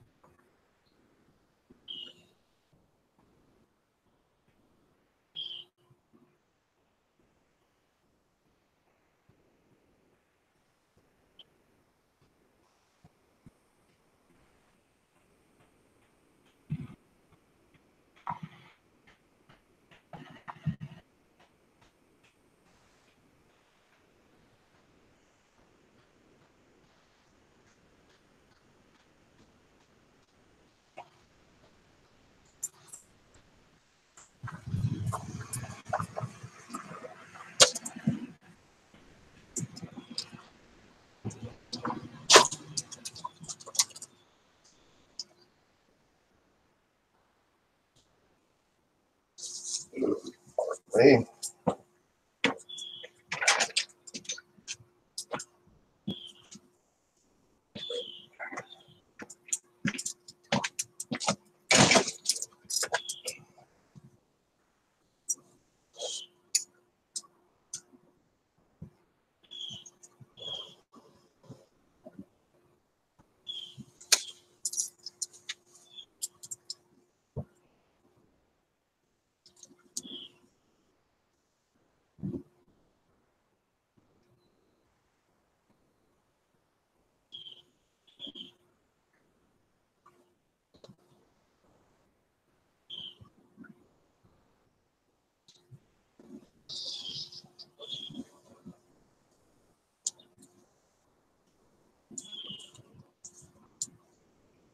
This is not lighter fluid. It's kerosene.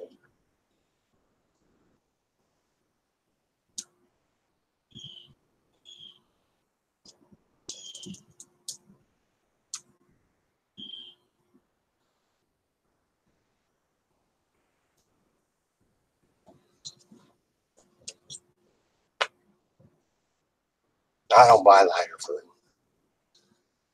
I put kerosene in my lighter.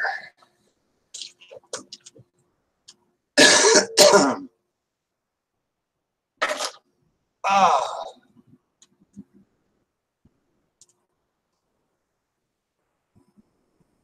No, is it my job to do the hangouts? Oh, gosh.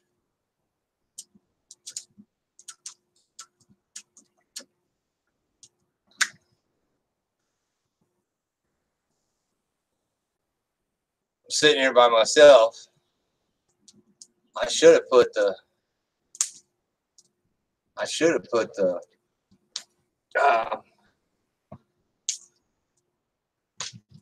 I thought about, when Blinky was here, I thought about putting a link in the description. I'm like, no, I don't want to put Blinky on the spot. Blinky will come talk to us when Blinky wants to come talk to us. It's just really good to see her.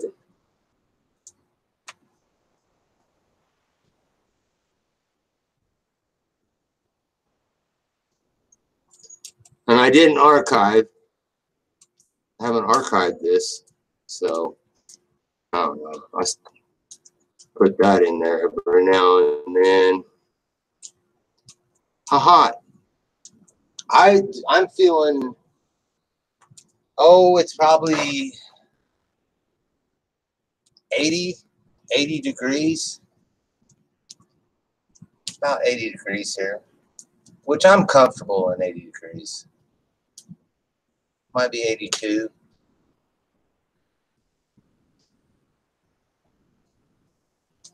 I know.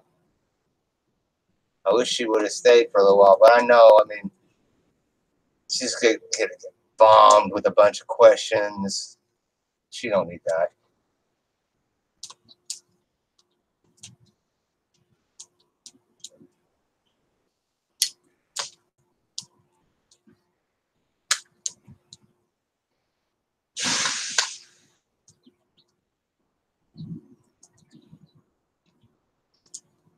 I'll taste test that. Taste test that tobacco.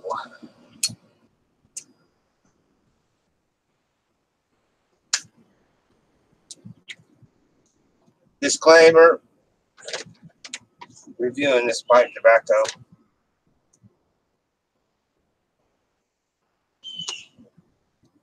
I don't know that pipe tobacco kind of makes you cough. I don't know if that's good. That might not good. It's a little harsh. A little harsh.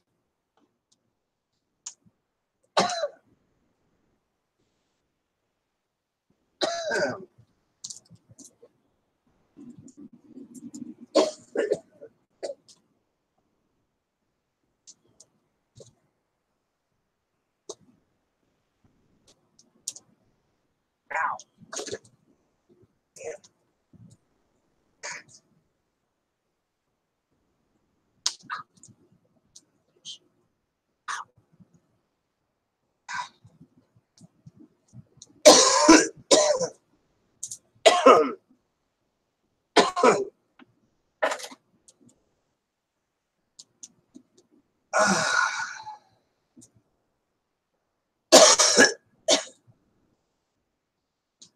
What if Rosie's going to be out tonight?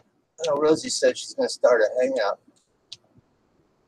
But she's talking about starting a chat bar. I can't see Rosie doing a chat bar hangout.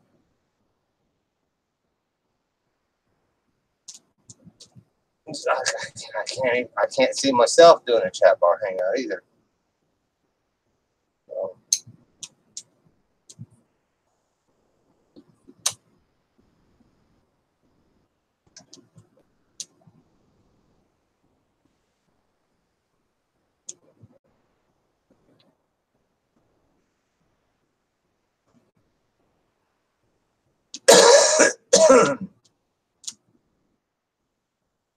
I don't know if this hangout's going to be any good or not. It's just, I got nothing.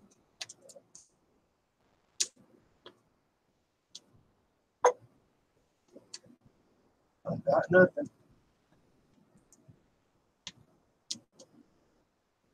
I'm going to get rid of these mosquitoes. That's one thing I'm going to do. I got too many.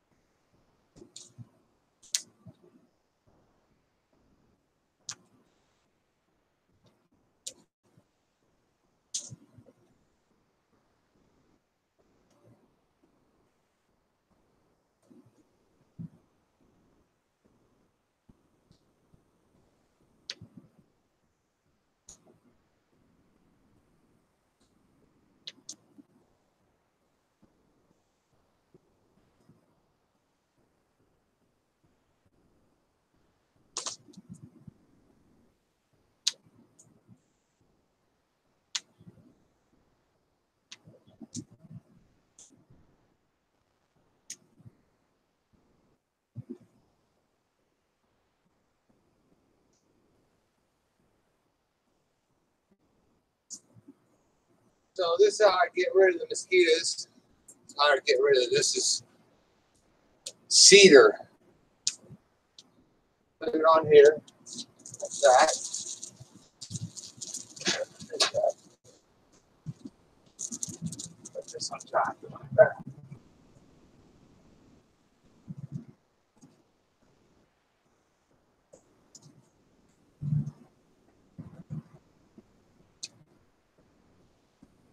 Get a big board and blow it around.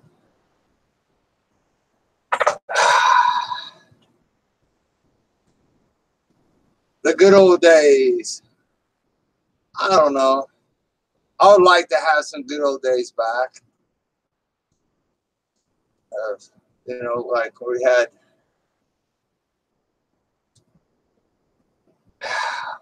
Amanda and we had Rosie, and then we had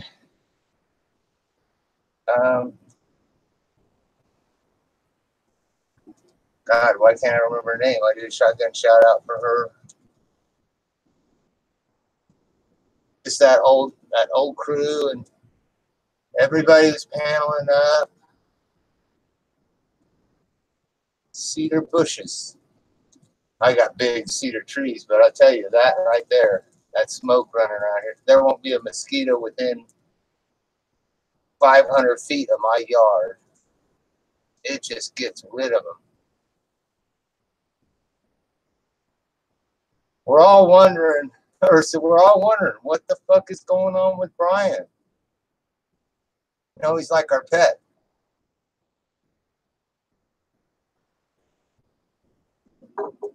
It's like when your cat goes away for a week and doesn't come home. And you're wondering, where the fuck is my cat?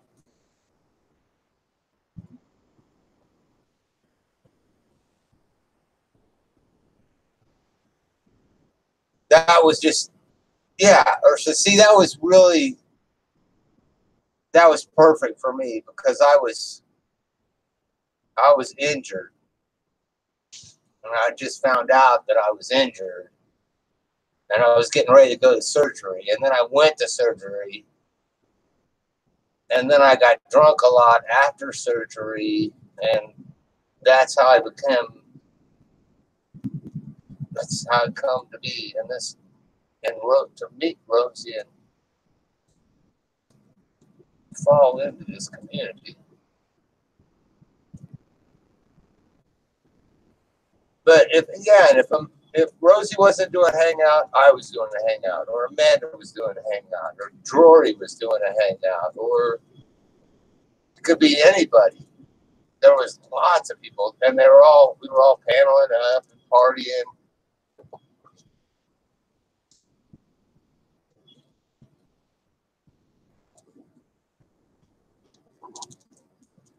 Yeah, I put the link up there. I throwed it up there. Anybody's perfectly welcome to come in because I really just don't have a whole hell of a lot of content tonight. I'm sorry. I just don't. But it is good, you know. It's good just to get out here and sit in my front yard and talk with people. Yeah, I shaved my beard off. Yeah, and I'll probably be doing, I don't know if you've seen my clown character, Callie. I don't actually call it a clown. It's a goose clown, which is not like a white-faced, creepy cartoon clown. It's a different kind of clown. But now that I shaved my beard off, I could do that a couple times. But I'm thinking I really need to go downtown and do it downtown. So I might even be doing it on my granddaughter's. Might even be doing it on my granddaughter's channel. But yeah,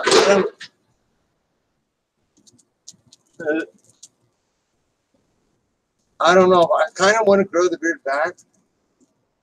Kind of not. I'm not sure. It's more comfortable without a beard, but then you got to shave it every day. Okay, you know, every day you got to keep shaving it. But I like to change it up. I don't like to have a beard all the time, and I don't like to be clean shaven all the time. I like to switch it around. I don't like to have long hair all the time. Sometimes I'll just get a wild hair and just go cut all my hair off, which I'm not looking at doing that anytime in the near future.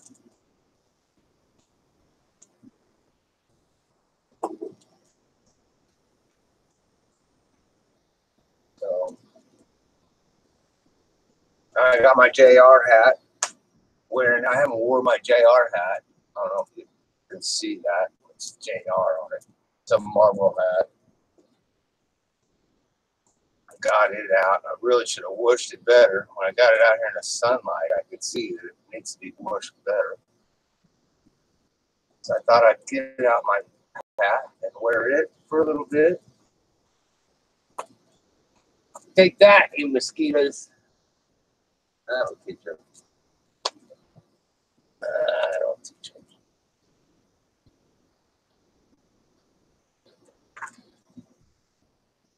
Sometimes it's better to look old though. You can get away with a lot more shit when you look old.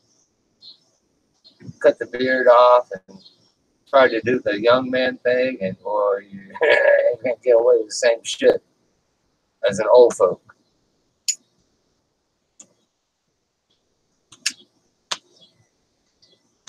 People don't think you're wise anymore either. You used to be the wise old man with the beard. Now you're the old fucker that's trying to pretend like he's a fucking teenager, you know. So, oh, the beer must be setting in because my language is slipping. I drink the beer and my language starts slipping on me. It's not good.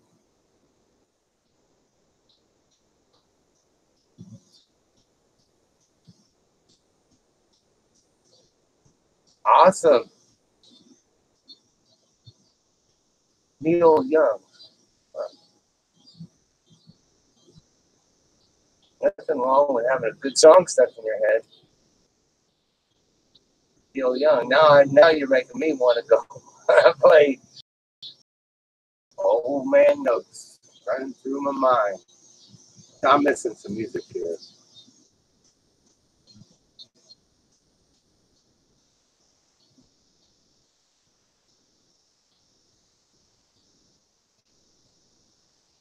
Neil Young. Why does that? I hate to admit, but I'm like, I know the name sounds. If I heard one song, I'd say, "Oh yeah, it's Neil Young."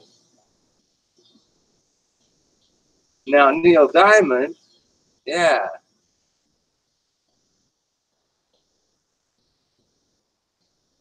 that's what I thought when I said seen Neil Young. I thought Neil Diamond, and Neil Diamond does rock.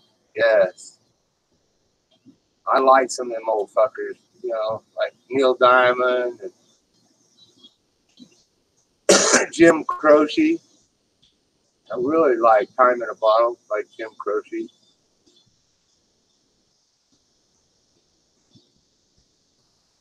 And that takes you back to all kinds of shit, you know. Dr. Hook and the Medicine Show. On the cover of the Rolling Stones.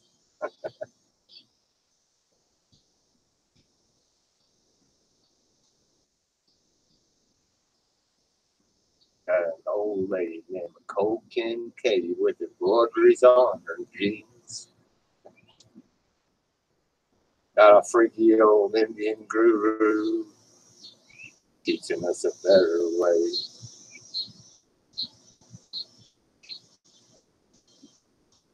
You never have to be alone. It's gonna get you like you get your picture on the cover of the Rolling Stone.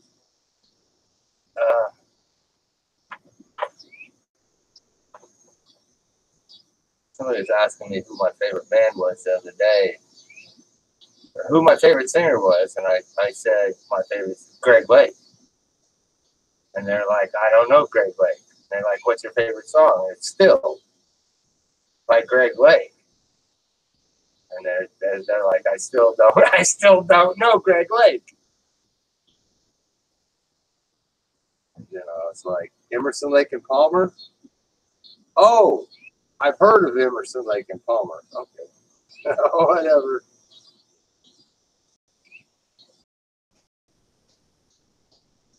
I can't remember who that was. It was somebody that I would expect would know who Greg Lake was. Wasn't so I think Greg Lake was actually dating Cher for a while there. I think Greg Lake was dating Cher after Sonny and Cher got divorced. I think it is still. I mean, the songs that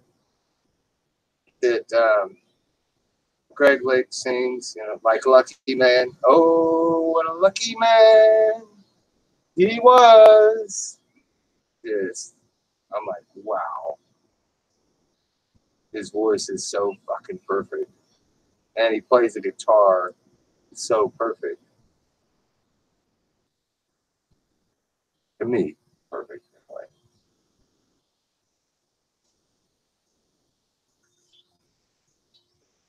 Maybe I was brainwashed.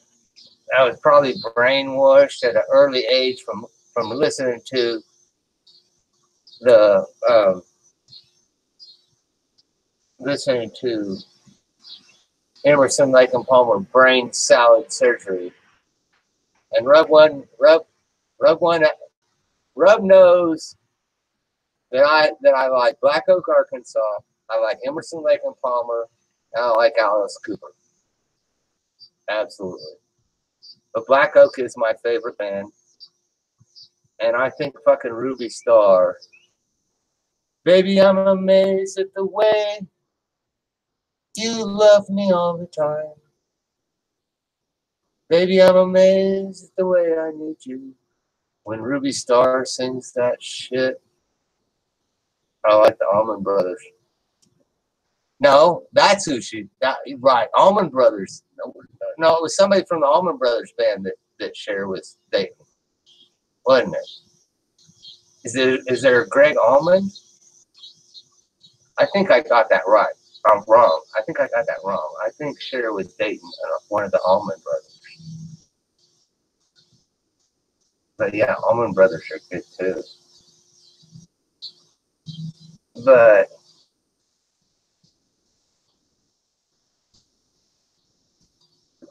yeah, Ruby died at, I don't even think she was 50 years old from a brain tumor. She got a brain tumor, and it's sad.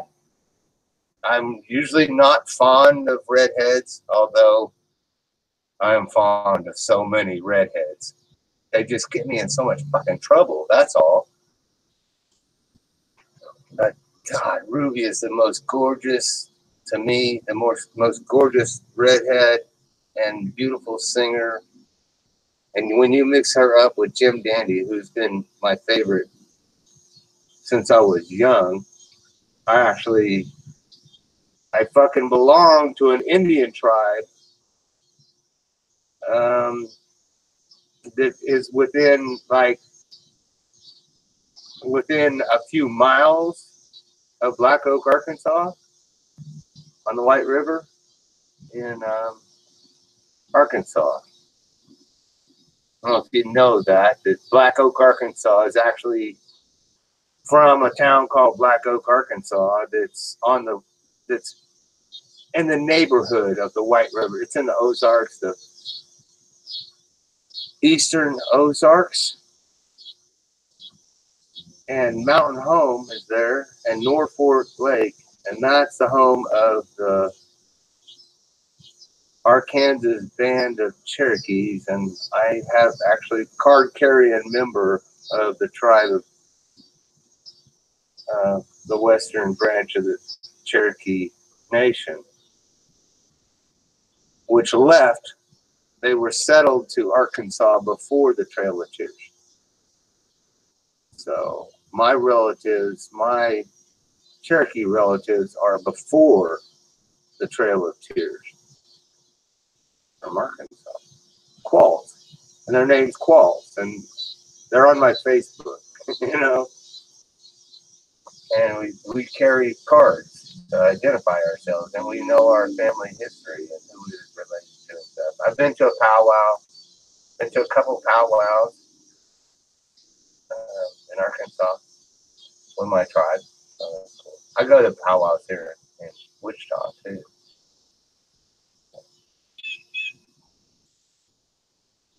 Pink moon.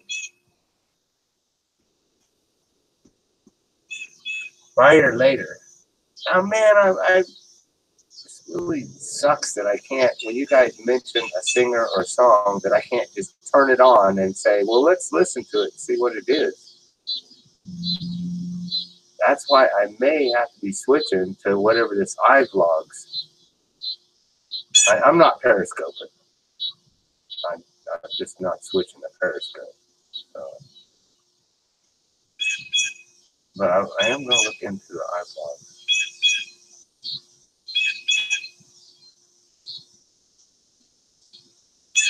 Nick Drake. I'm not sure who Nick Drake is.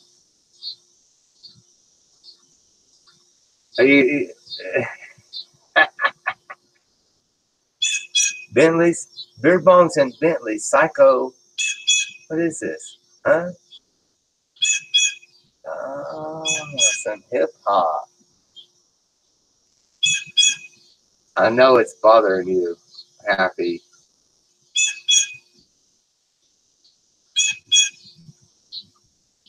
Fucking no. I'm not doing this. I'm not doing this for anyone. I'm gonna fucking moderate my own fucking shit, but I will. Oh, lost my side cast. Hey, that's what I look like. I'm actually, wow, I see what I look like now. Because I haven't been watching myself. I've been watching the sidebar. Happy, this may be gone tomorrow. Here today, gone tomorrow. But I don't want any of these fucking moderators.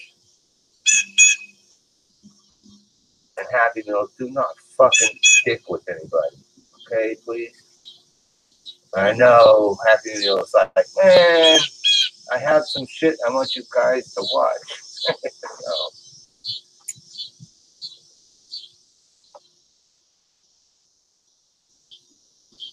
who did Barrett and all the good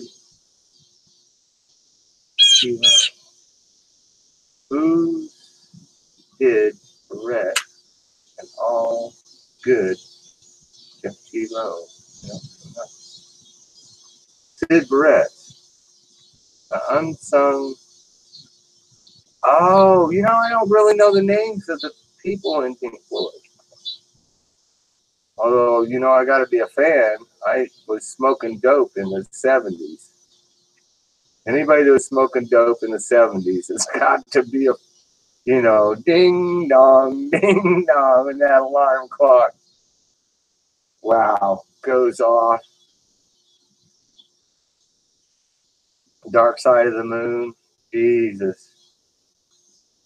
That was a crazy thing for a young guy like me to be experiencing marijuana and Pink Floyd at the same time. Like, wow, this is a whole different.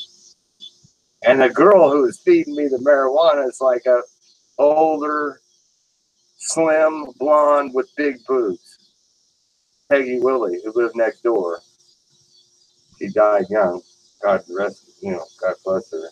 Rest in peace. But wow, the 70s were fucking crazy, man. Really crazy.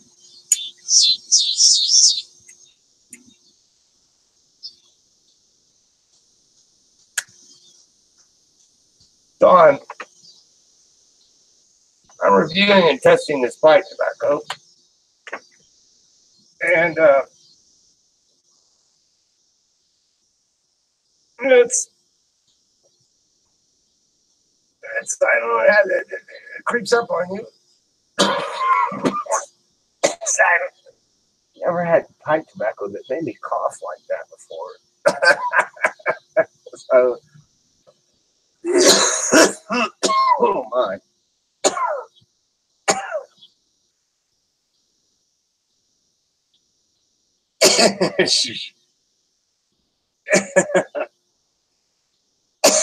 Yeah, there's one thing that's bad about hangouts.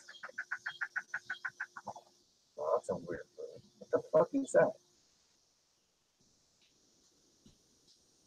Oh, fuck, he's talking to a bird over there. Sometimes it's weird just to sit out here and listen to fucking birds talk to each other.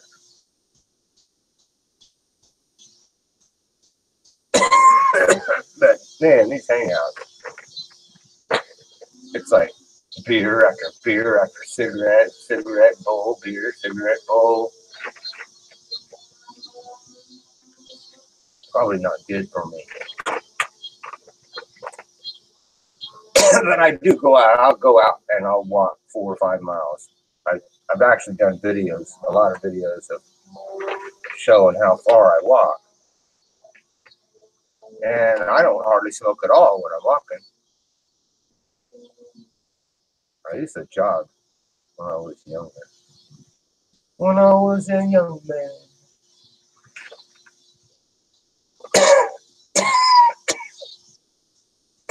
Pardon me. Pardon me for having a bad habit that I've had since I was fucking 14 years old, 13, something like that. What are you damn flies? The flies don't mind the smoke as much.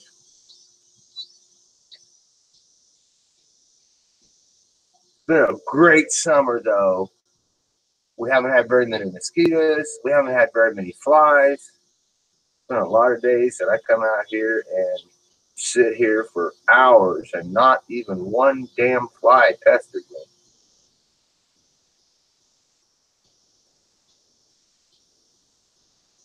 Which every year is not like that. 5 miles, holy crap. Well, yeah. 5 mile walk's easy for me. I like to strap my 357 on my side and do a country walk. I guess I should. I videotaped a whole bunch of them. And the last one that I videotaped was getting harassed by the cops, the police. This guy called the police on me because I was roaming around in what he called his backyard, but it was not his backyard. It was abandoned railroad tracks that I'd been walking on for years. A 5 mile walk is pretty easy for me. But you got to consider, I framed houses. I was a house framer for years and for quite a few years. And when you frame houses, you got to do a lot of walking and a lot of carrying and a lot of picking up. I mean, you spend a good part of your day framing houses, walking around with 80 or 90 pounds of wood over your shoulder. So carrying a canteen is easy.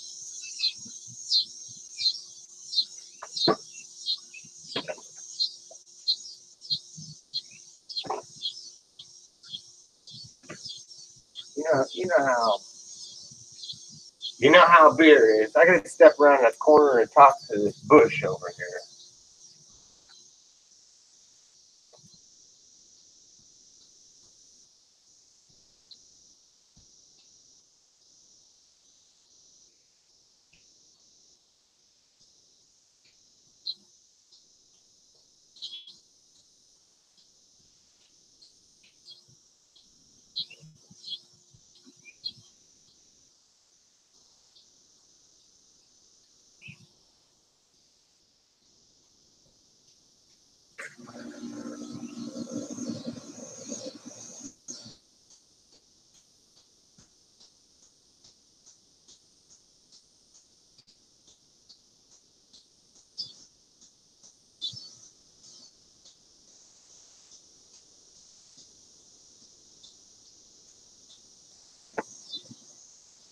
Well, I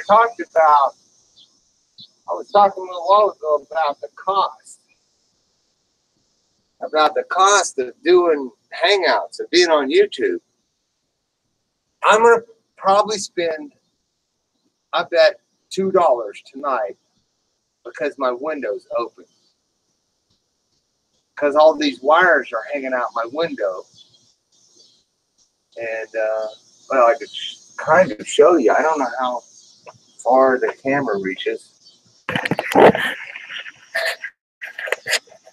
So here's like my computer sitting on a porch swing.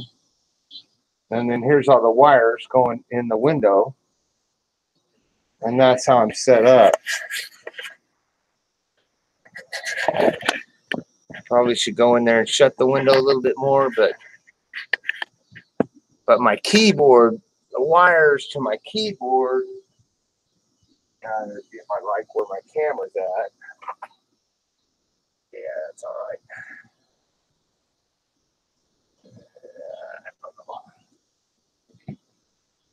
Just like that. My keyboard wire won't reach very far, and out the window, so it restricts me as to how I can't shut that window because the keyboard won't quite make it to the porch swing. It'll be like 3 inches short of making it, so I have to leave my window open. I'm gonna spend a couple extra bucks on my air conditioning bill. And hey, welcome back. Yeah, man. Good to see you, Tomo. Good to see you guys. I appreciate everybody that showed up here to say hello because I didn't know if I was going to come on here and there wasn't going to be nobody. I mean, like talking to myself.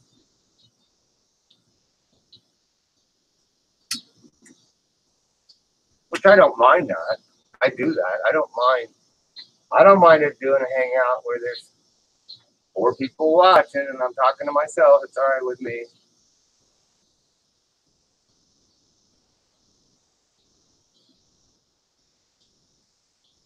The car places like birds screaming, other birds popping, pooping on cars. Play bird songs in your car to keep the birds from pooping on your car. Is that what I gathered there?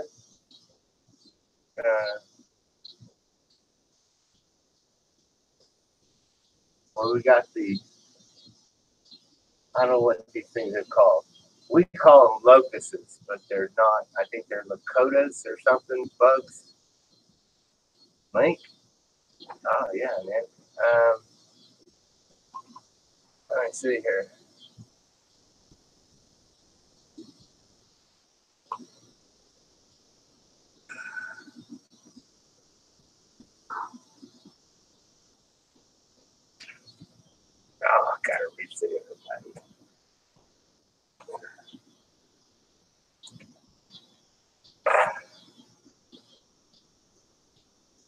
Never alone. I thank God for YouTube. Keeps us people who spend a lot of time alone. We always know we can turn on YouTube and not be so lonely. And that's been a great thing about YouTube, AOL, Yahoo, chat rooms in general. I met a lot of lonely people when I was lonely on the internet. So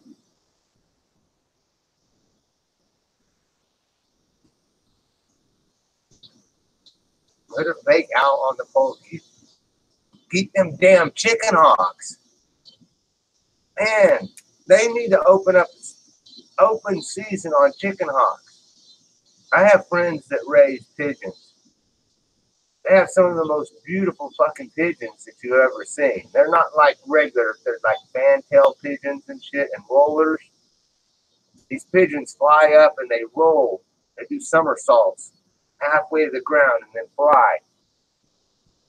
And they can't even let their pigeons out anymore because the damn chicken hawks will attack and eat their pigeons.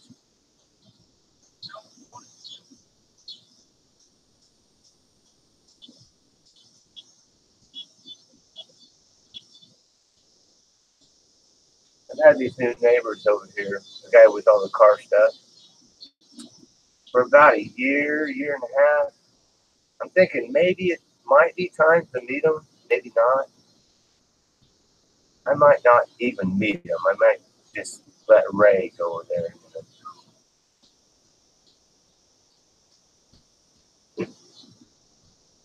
Oh, thank you for the hugs.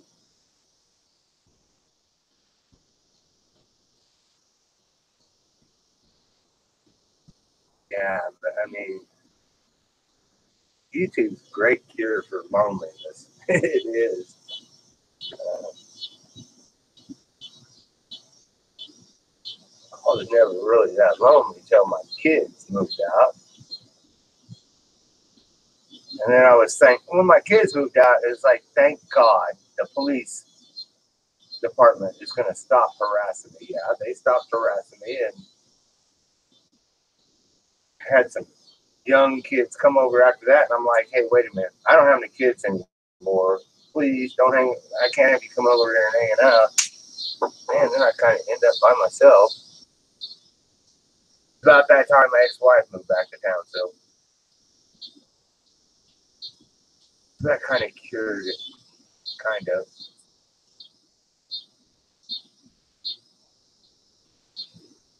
Big birds. Is that them chicken hawks? I like crows too, but I don't get any dang crows. I hardly even get any sparrows anymore.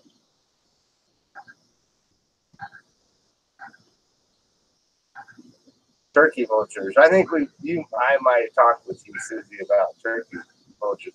That's something I don't have. And for what it sounds like, good. Yeah. I should be happy I don't have them. Magpies.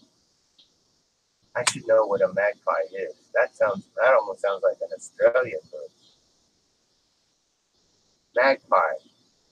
That's an Australian bird. Is that right? And magpies talk. I'm right. The first videos that the fat Aussie bastard did was about a magpie.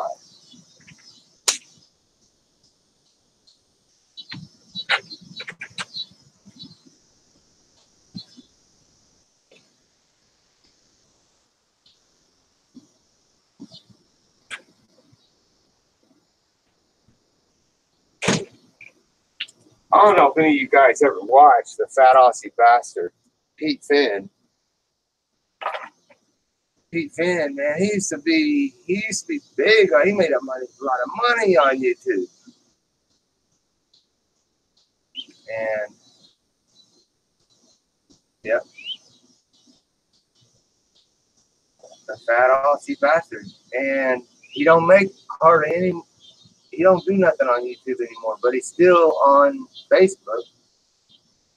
I see him post. I saw him post just a day or two ago on Facebook.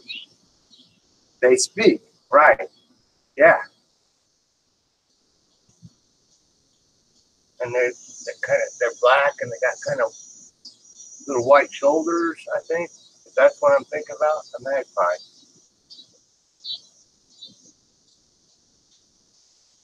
I'm gonna go search out Pete Penn's magpie video. It was really good. And Fat Aussie Bastard used to make some of the funniest videos. He was him and Miss Burpee. They're both a couple of drunks. He's on Facebook, but I haven't seen him doing any lives. But Pete Penn, Fat Aussie Bastard, is still on Facebook. He's still alive. He's still losing his teeth. He still hasn't lost all of his teeth. I think he's got one tooth left. If you know Pete Penn, if you know Fat Aussie Bastard, you know why that's kind of funny, because the reason it got off of YouTube was because of a fundraiser based on his tooth. He pulled out his tooth and started sending it around to YouTubers, and everybody was pitching in money wherever his tooth went. People were donating money, and he went to donate the money to this children's hospital place. And he said, I want to do a video, of you guys here, me giving you the money, you thanking me for the money, and do a video of the facility. At least this is what I heard. And they said, no, we don't want to do any videos. We don't want to be posted on your channel, on your whatever it is, YouTube channel. We don't want to have nothing to do with that. Just give us the money. And he said, fuck you. If you're not going to do the video, I'm not giving you the money. And then everybody called him a scammer and everything because he went and spent the money and got drunk as hell and got sued and had to actually pay the money after they sued him for the money. Had to pay it.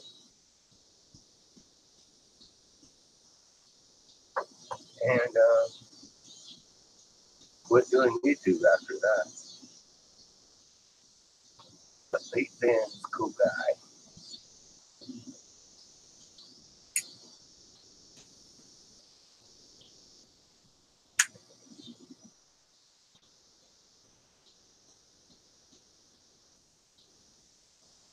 And when I've hit that point in a hangout where I've sat here for a while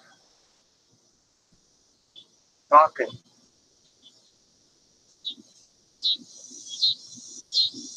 I get to one point is I don't know what to keep talking about. So, I know just keep drinking beer. I know that part. Put wood on the fire. I think I'm going to go get a big log and put it on there.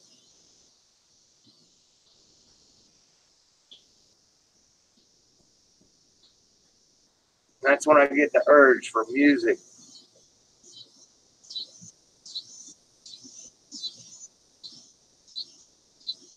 What is a Mayato?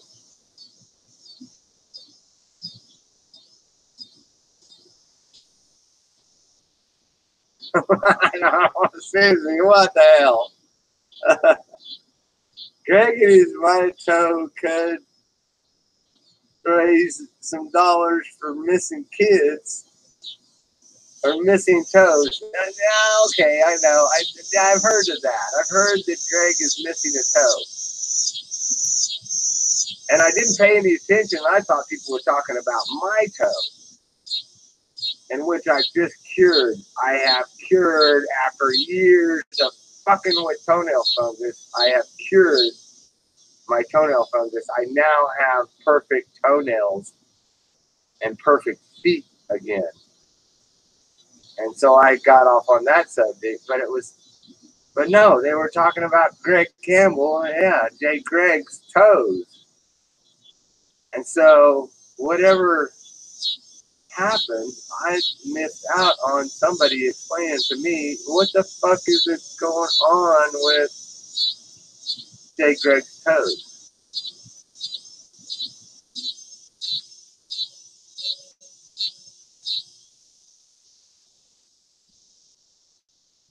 See, and then when you say Greg, when you say J. Greg, then that leads me into I have Cooper popping in my mind right now. Because I definitely have on the computer, I have Cooper passing out Saturday night. I'm like, oh my God, what the fuck has just happened to this guy? He just went in a la. Where's my camera? And I grabbed my camera and started recording the screen.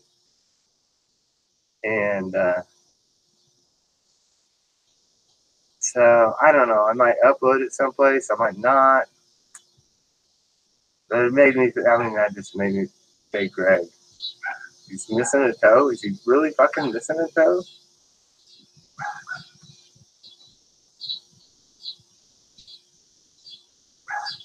No, the doc didn't say no swimming. See, I lifeguarded for years. I trained lifeguards. I was actually a training lifeguards. I grew up with the indoor swimming pool. I have a video of the indoor swimming pool. I mean, Rosie's asked me before, hey, can you play that old video of your indoor swimming pool? We sold the house, but because my parents moved to a retirement center. But so I've been a good swimmer all my life, and I actually trained lifeguards, a lifeguard, teach swimming, and I think it's wrong of anybody with toenail fungus to get in my fucking swimming pool. Now there might be some old ladies, you know, that get in here, and I don't even say nothing. But if some guy comes in with a bunch of rotten toenails and he wants to get in my swimming pool, I will get off the fucking lifeguard stand and I will walk over there and stare at his feet. I won't say, you can't swim here. I'll just be staring at his feet like, bitch, are you going to put those nasty ass feet in my pool? Because it's wrong. It's wrong to swim in a public swimming pool if you have athlete's feet or fungus toenails. So it's not that the doctor didn't tell me I couldn't swim. I told myself I am not getting in a swimming pool, you know, until I fix this problem. And I had that problem for years.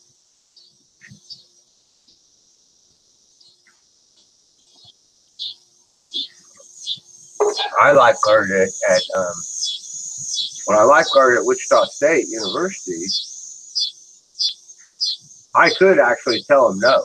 I could point at their feet and say, look, you need to go to the Student Health Center and get those feet fixed. And then I'll let you in my pool, because they actually had a sign. They had a big sign that said, no athlete's foot, no, they had a number of things, skin problems that were not allowed in their pool, because exactly, if you ever lifeguarded, or especially if you've done swimming lessons, you know that the shit that's in that locker room on that shower floor can be very contagious, and it can eat you alive. I have had some stuff get on my feet that just within a week was eaten right through the skin. And you get out the Ultrazone and everything and the hair dryer and dry it and Ultrazone it. And, you know, I knew how to wipe it out. I knew how to kill. But if you're a swim teacher, even if you have your little floppies on, even with the floppies on, you're gonna be going through the locker room. They're gonna get you. They're gonna get your damn feet. So part of being a lifeguard, part of being a swim teacher is knowing how to get that shit back off your feet.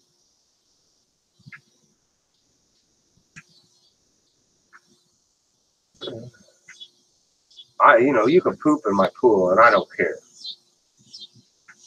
All right, poop, pee, that's fine. Chlorine, I can knock that shit. I checked my own. I did not rely on a maintenance crew to take care of chlorine problems in my pool. If I didn't have chlorine in my swimming pool, I would go in the back room, get a scoop of chlorine, put it in a bucket, put water in there, stir it up, and pour it in there's this big well that returns to the pumps. I'd pour that shit in there until I could get a good chlorine testing.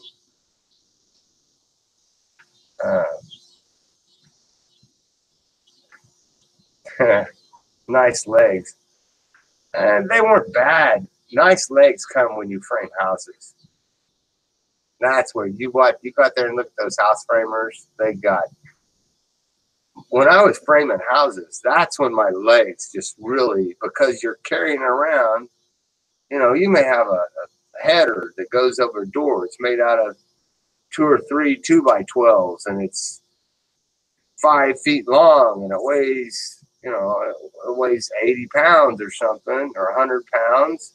You put it over your shoulder, and you carry it over there to that window. And then you go back and get another one, you carry it to that window, and you carry it to that window. And you floor joists, all that stuff they make the floor out of. You pick those up, and you carry them through muddy puddles, and man, your legs just turn into a muscle mass. I don't know if people ever notice that. The house framers have seriously strong legs. Swim teacher, nice legs. Yeah, I enjoy teaching swimming, but I was on food stamps. I was trying to raise 2 kids. I was teaching swimming in, the South Branch, the West Branch, the East Branch, and the downtown. I was teaching swimming in four different YMCAs in town. So I'd be in one YMCA the next one day. That afternoon, I might be in another YMCA. I was being run all over the place, and I didn't have enough. I made so little money that I qualified for food stamps, and then I applied for an aquatics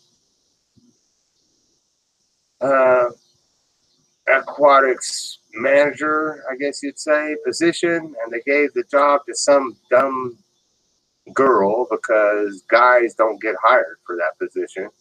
I had a bachelor's degree in fitness club management and exercise physiology, and she didn't have shit, and they gave the job to her. Why they give her the job to her? Because she's related to people who donate big money.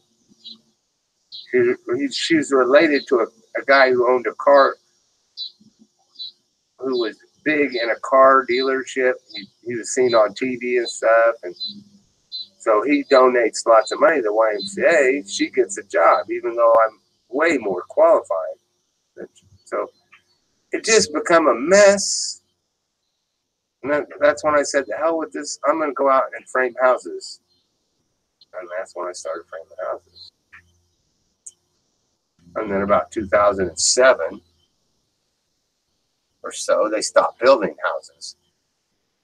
By 2008, they didn't build no houses. Since 2008, they still ain't been building. They're just now starting to build houses again. But we all know what the 2008 housing crisis was, and that just killed jobs for all kinds of house framers.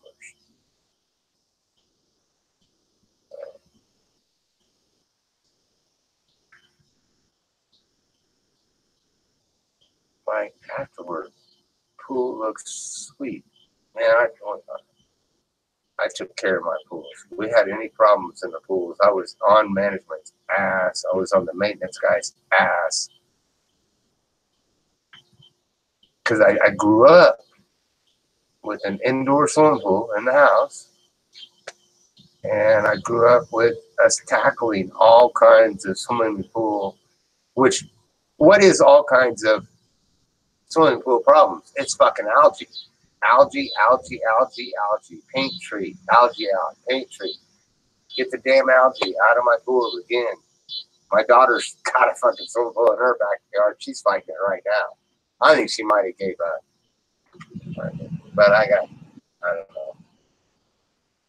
I need to fix her. I'm gonna fix her. I'm gonna fix her up a vacuum with this right here. I got this for her.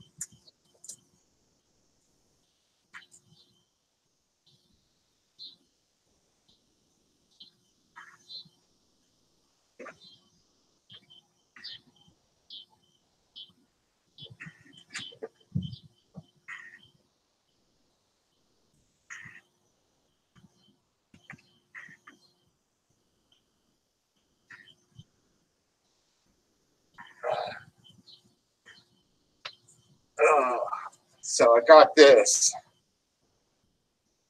swimming pool pump with a strainer. Really nice. Honking. I need to get on it. Actually, I'll just leave it sit there in my front yard. That'll remind me that I got to do that. I got a sweeper in the backyard. And I just got to get a hose and hook that hose up for her. And she'll be able to sweep her pool. She bought a $500, $600 pool with the stupid vacuum that works on a garden hose. No, you need a real fucking sweeper. Chlorine ain't cheap. Probably ain't.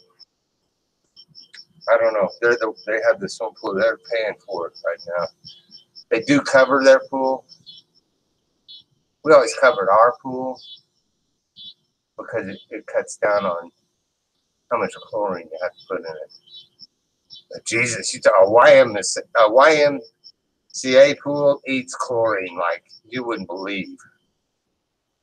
Because there's a lot of shitty assholes in there and stuff. And the chlorine just, it hits that shit and or sweat or whatever a person has, and it sticks to it and drops to the bottom of the pool. And then the shit's gone and the chlorine's gone too. So now you got to put more chlorine. The more people you have in there dirtying up your fucking water, the more chlorine and the more shit's going to drop down because chlorine attaches itself to stuff and it drops to the bottom of the pool. Has to be swept up.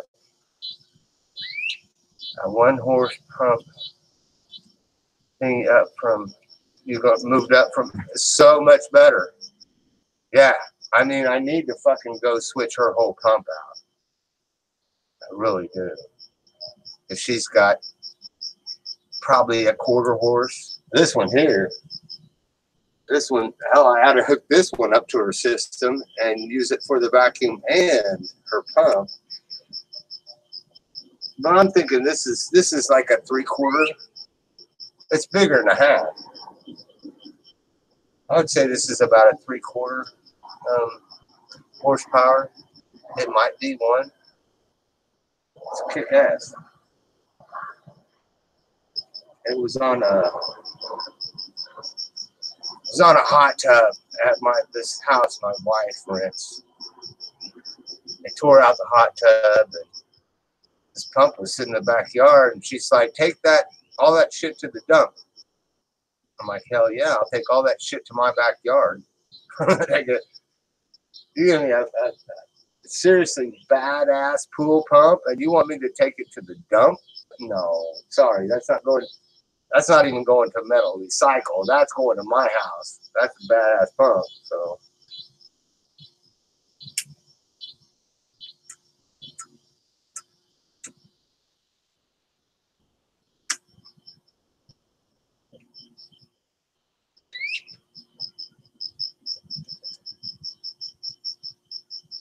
a cartridge, that's what my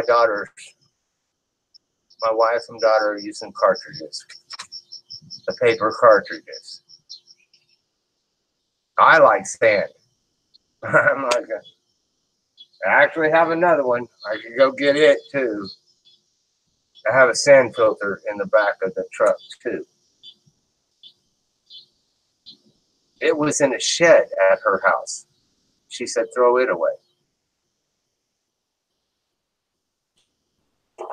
I said, hell no, I'm not throwing a good sand.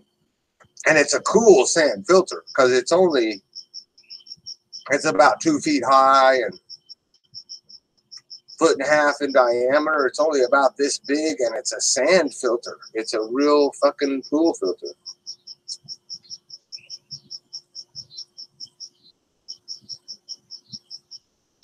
But I don't. They're you know their paper yeah, their paper filter works pretty good.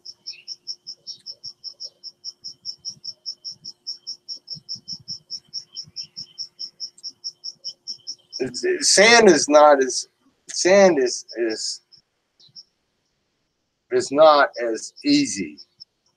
You take the go with the paper filter. Believe me, save yourself some trouble. Because I mean, you got to have with a paper filter. You take it out, you clean it with a garden hose, and you stick it back in. But if you're using a sand filter, you got to backwash. And if you got to backwash, that means you got to have a drain. You know, you're going to be draining that backwash, and that means you're going to have to put more water back in your pool, and then you're going to have to put more chlorine in, and then it's just sand filters they work good, but there's so much maintenance on the sand. Backwashing, rinsing, backwash, rinse, backwash. Yeah. But I like it. I mean, I still like an old sand filter.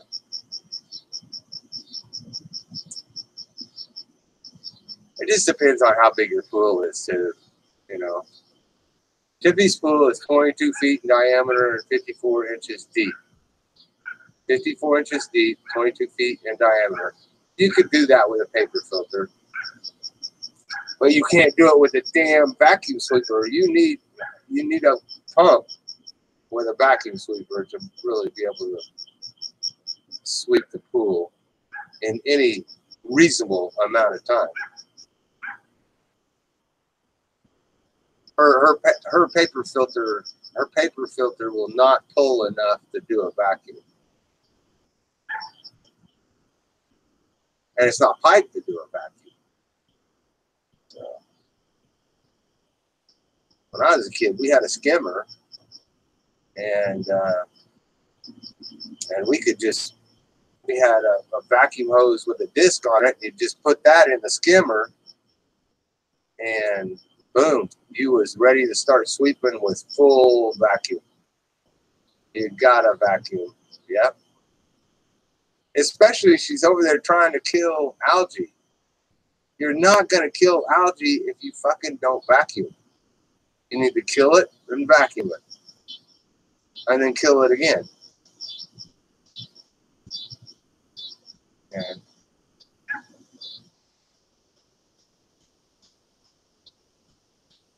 I feel like I'm Dave the Fisherman talking about fishing. I watched Dave the Fisherman talking about fishing this morning. Oh shit! I gotta have fire.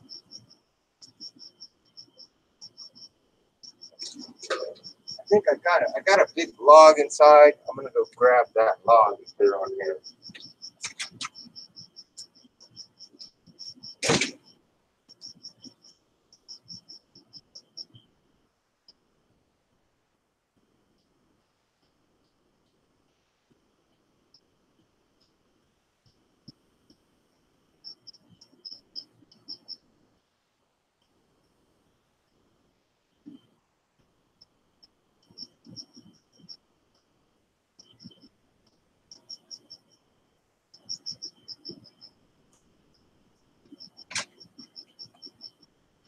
I'm not a big, I'm not a big fisherman guy. I guess I'll turn on the porch light too.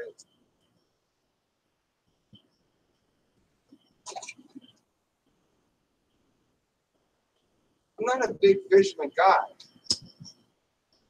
But I was watching Dave this morning, and he was talking about fishing. They were talking about fishing on his hangout. And what I saw in Dave when he's talking about fishing was passion. That he actually really loves that shit. And I said, wow, that's a whole different side of Dave that I've never seen before. I mean, usually I watch Dave on YouTube. He fucking hates everything. He hates this. He hates that. And he's talking about fishing. It's like he has this serious, passionate love affair with fishing. Even though I don't have it, I recognize that he really loves it. And I thought, wow, that's cool. I'm going to sit here and I'm going to watch Dave. Didn't say anything. Actually, I was watching that when I started this hangout. So,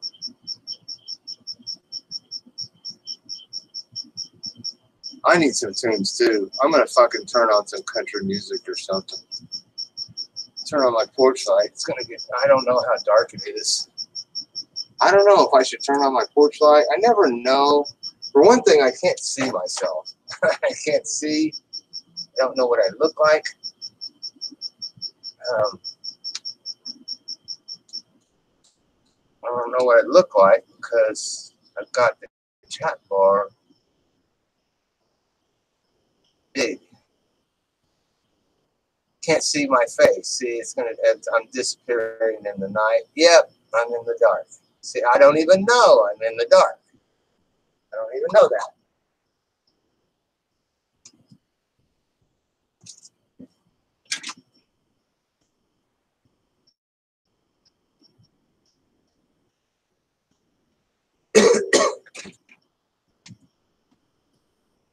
It gets too dark for me too. I have to turn on a light. This is my cigarette, right? And I still don't know what I look like because my chat bar is in front of my picture. And I got some of my color back. I got a little color back. This doing outdoor hangouts is kind of new to me. But I'm thinking about setting up on the back porch to be able to do some hangouts and try and maybe get some family involved in it or something. And, you know, people are like, oh, Jeff, man, you're going to have your family there. You're probably not going to be drinking beer. No, actually, my family is used to me drinking beer. So, and doing stupid things.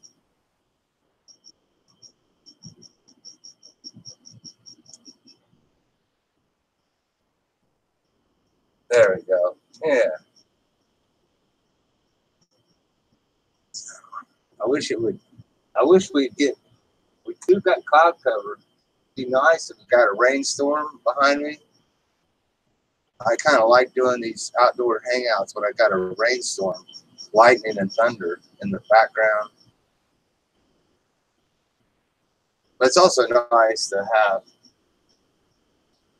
it's nice for me. I don't know if you all can have birds and locusts and birds. I like to come out. I actually do quite a bit, come out here and sit on my porch swing by myself and just rock back and forth, watch whatever the neighbors are doing today, and listen to the birds.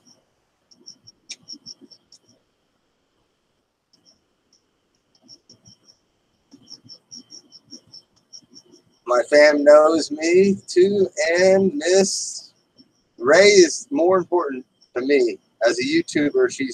She's more important to me than myself. So,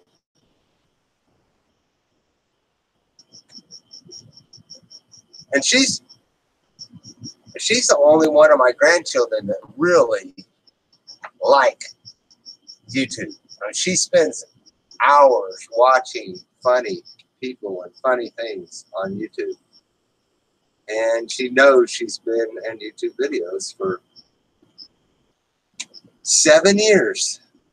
Raylan's been on YouTube for 7 years. There's a lot of people here that I meet that have not been on YouTube for 7 years. So she's 7 years old. She's been on YouTube for 7 years.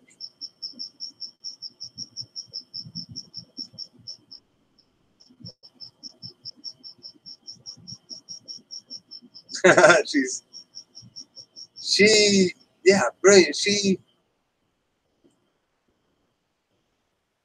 has a voice that's really hard to understand. But once you get to understanding her voice, she does show off. She does. And that's one thing when I watch uh,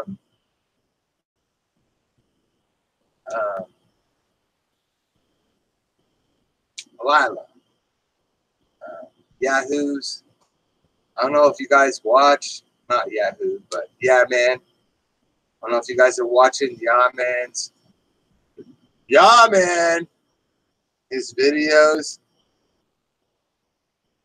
but he's got Lila showing up in his videos, and Lila knows she's on cam, and she acts out for the camera. And I'm like, dude, you got one there. I will watch that. When people are just like, I'm recording my children, I'm like, big deal. But when your child comes on and puts on a show and does acting, and they're Lila's age, which is like 2.5 or 3, maybe 3 years old, maybe, and they're acting, I'm like, wow, this is cool. This is so.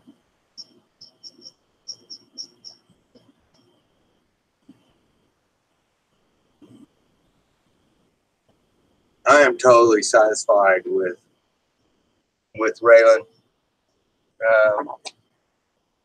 I get along with her dad. We never see his ass. If I saw him, tomorrow, I'd be like, let's have a drink. Haven't seen you in years. But he had a rough life. Came from basically a children's home, orphanage. So he's had a tough life.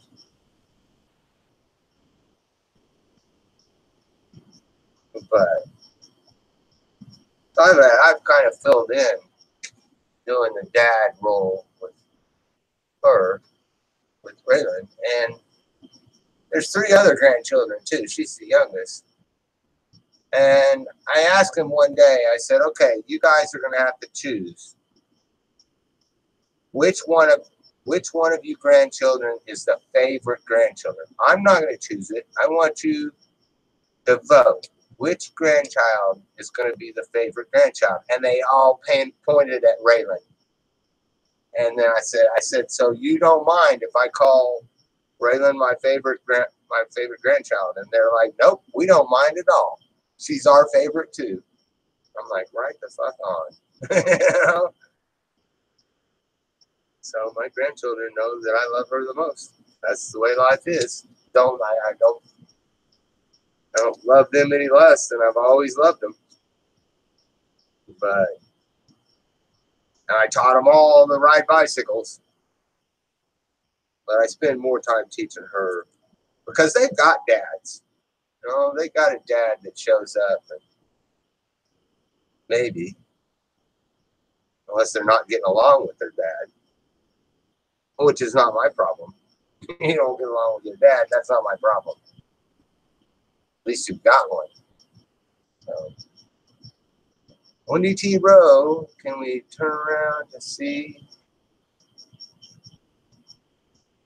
Fire and Sky and You? I'm not sure, huh?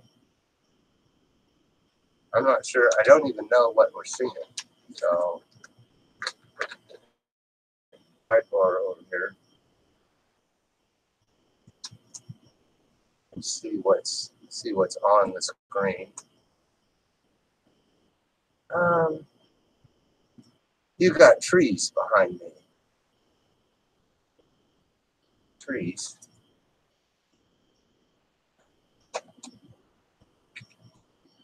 I'm not sure exactly what you're.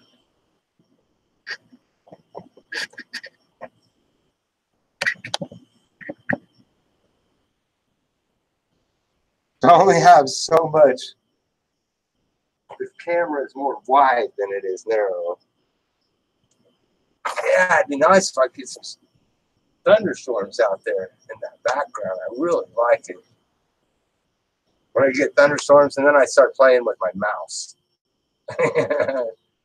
And there's this blinking red UFO up in the sky here.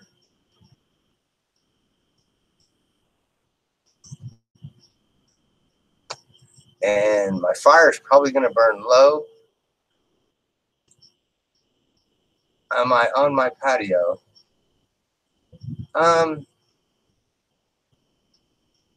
Well, I could show you where I'm at.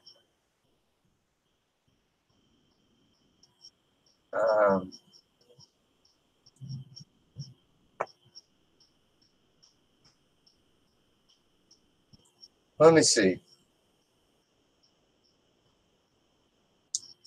This will take me a minute, and actually have to.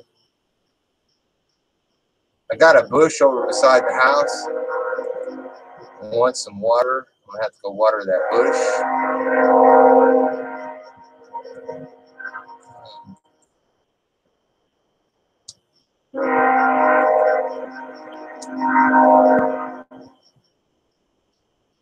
So go to maps.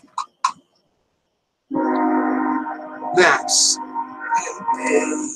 GPS. No.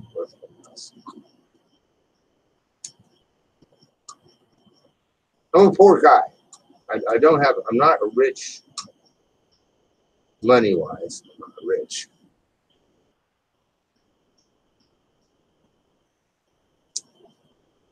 Maps.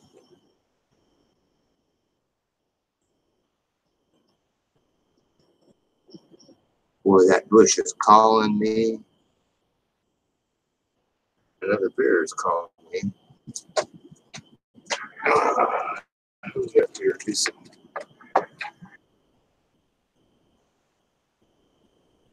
So my address is 5832 Fairview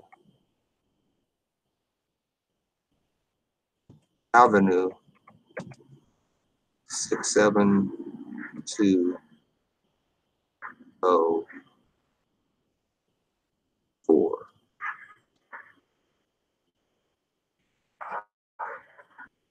So I don't know if you can see this, but so I live on this little circle drive. There's this little circle drive here.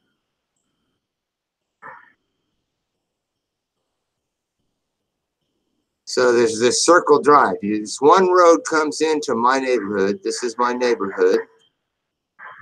And right there with the red, that white house is my house, and there's my red truck sitting in the front yard.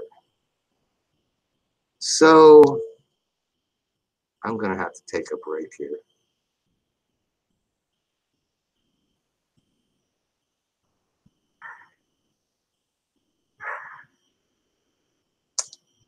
And this is an older picture. That's my old silica.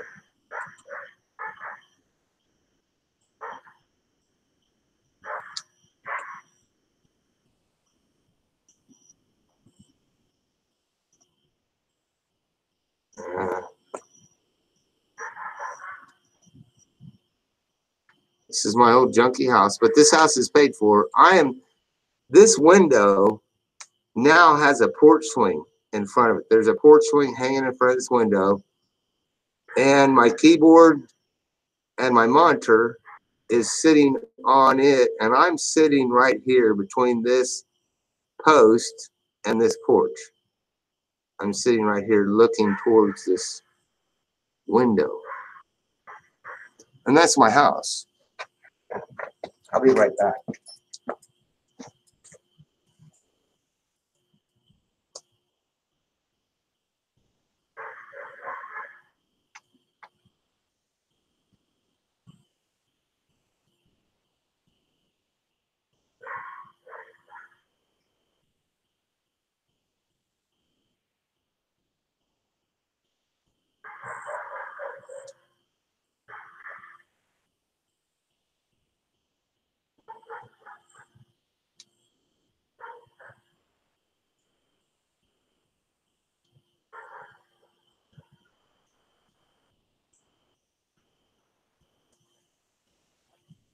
So it, it may not be much of a house, but it does have a 2-car garage and big yard and everything. It's just not much of a house, and the roof is good.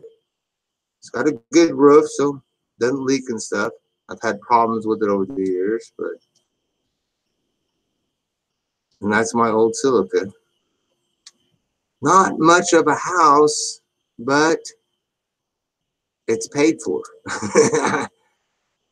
My house payment is $800 a year, less than $800 a year to pay my taxes. I don't even have any homeowners insurance. So, but yeah, that's where I'm sitting, looking at that window. Oh, I got my mouse in.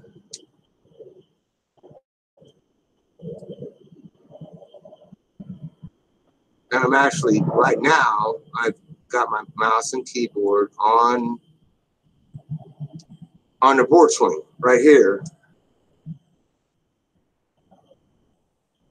And so I have to step up here if I want to type. Rough road. 58 and fair. 58 and fair.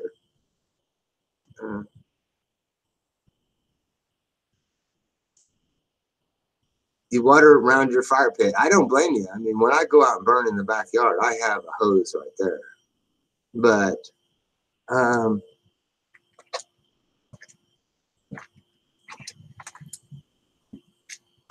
I've had enough kids and enough craziness happen right here. Never fear, my dear. I got a fire extinguisher right here. So yeah, that kind of fire extinguisher lives on my front porch. Got a fire in the house, I run to my front porch. I get my fire extinguisher.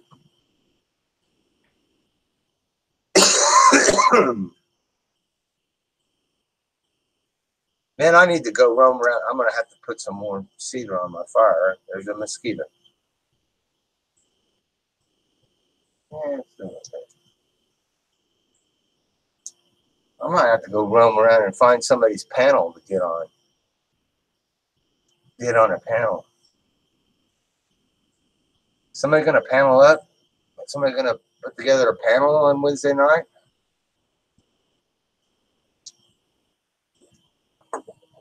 I wonder if Dave's scared to panel. I wonder if am I scared to panel with Dave, or is Dave scared to panel with me? Which I don't see any reason for either one of us to be really scared. But you gotta admit, I mean, our personalities don't mix well. That might be interesting though. That might make it interesting.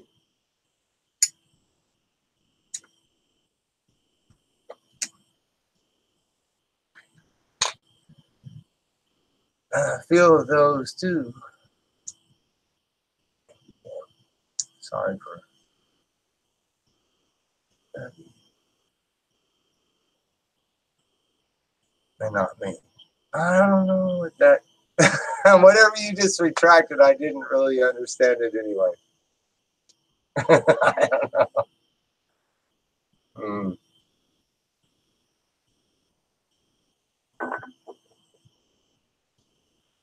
Oh my God! Now I got to get the Urban Dictionary to look up BBL. BBL. BBL. BBL.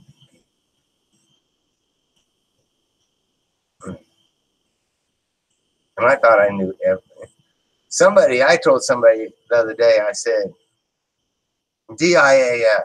And they're like, what the fuck is DIAF? I'm like, you're kind of new. Because a lot of us remember all these old terms that come from way back.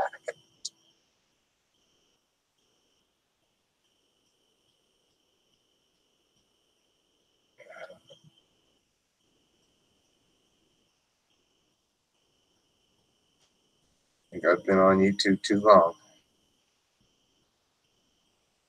Oh, be back later. I see. Okay, Susie. I always love talking to you. Wonderful. I'm glad you stopped by. Bump my views up and, give me some confidence. I need some confidence here. It's spooky coming back. Vinny, too. Vinny also he's just got his channel back and he's able to do hangouts. For him, it's like nothing. Oh, no problem. I just open them up and come right back. And for me, it's like, oh, man, I don't know. I'm a little bit nervous about doing a hangout on my Jeff T. Rowe channel.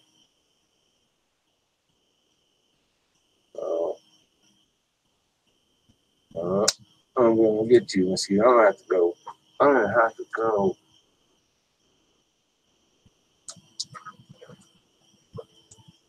I got to have some smoke. Got to get some smoke.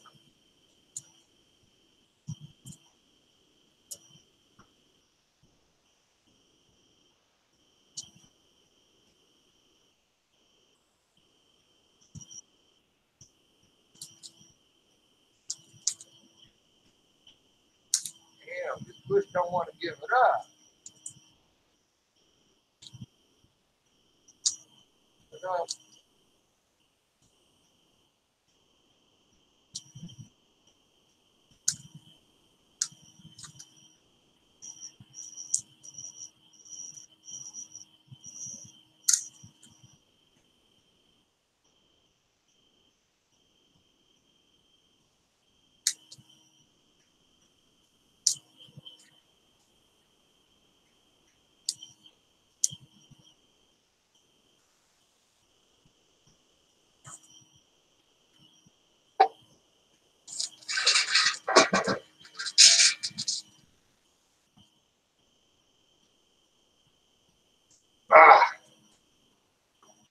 Smoke out some mosquitoes.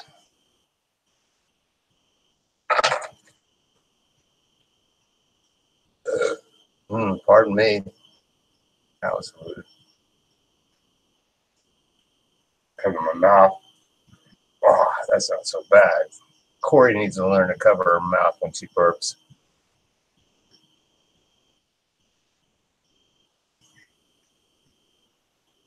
Yeah.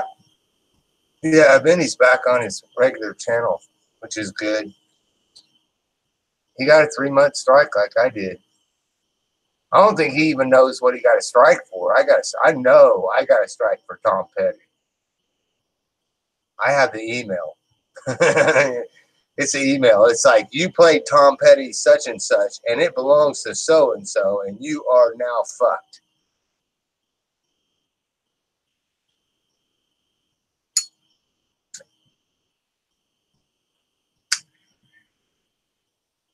I can see about half of the stars.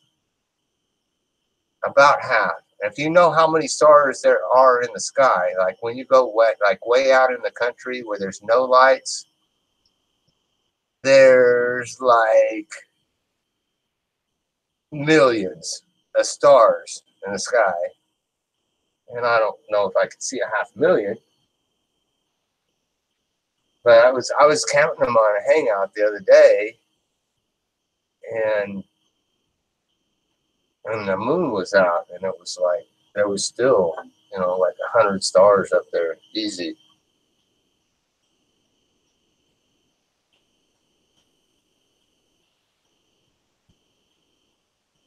Who passed out? Did Vinny pass out? Vinny was saying he's tired of the red wine, and he was gonna switch to liquor. Now I ain't saying nothing because I ain't switching to liquor. If I'm gonna do liquor though, I'm gonna get Rosie and I'm gonna say, Rosie, I want to do a whiskey hangout. I want to drink whiskey, and I'm gonna get a bottle of Jim Beam, and I need you to come drink with me because I haven't drank any fucking whiskey since I drank whiskey with Rosie 3 years ago. So I'd probably be right back to Tom Petty. Yeah, I got that. That's why I haven't been able to do hangouts on this channel for 3 months, was because I played Tom Petty.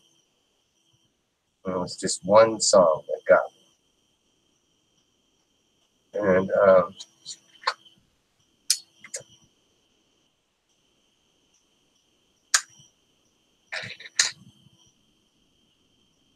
I was going to say something, and now I forgot what I was going to say.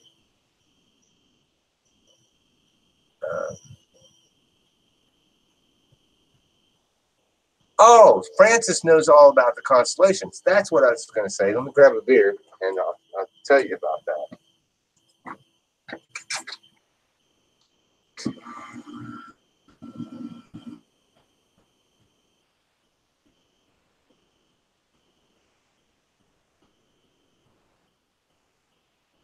So, do you guys know my son Trent? I mean, if you really know, if you've watched me and listened, kept up on my life, which I don't encourage you to do. Trent had craniosynostosis when he was a child, and he was a learning disability student all of his life. And my binoculars are right there inside the door. We've been playing with binoculars out here too. We always played with binoculars out here. But I did get Trent through high school, and Trent has been working for Cracker Barrel for almost 10 years now. So he's doing okay. All right. Which is tough to get a learning disability kid through high school. It's really tough, but I got him through. And we were out in the middle of nowhere one time. We had been out to, well, Bubba Bugs knows this lake that we was at. We was at West Lake. And we was at East Lake. And we were halfway between there and my house.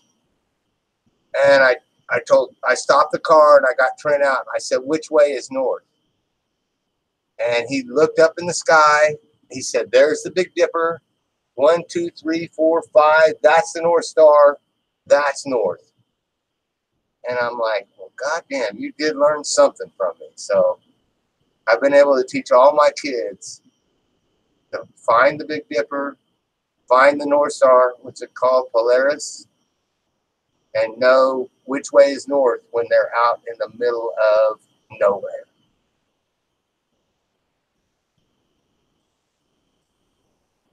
And we've also watched, I like watching Jupiter. I'll get Jupiter over here in this south sky. Love keeping track of Jupiter because it's so bright. Watch airplanes fly over. Look for satellites. I can actually, every now and then, I can catch a satellite.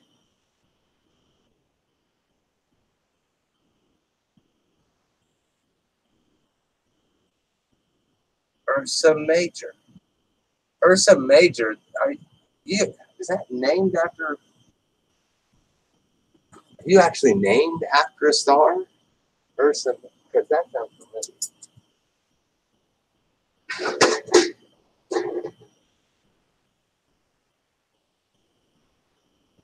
Didn't seem to get much smoke out of that. I have to bust up some sticks.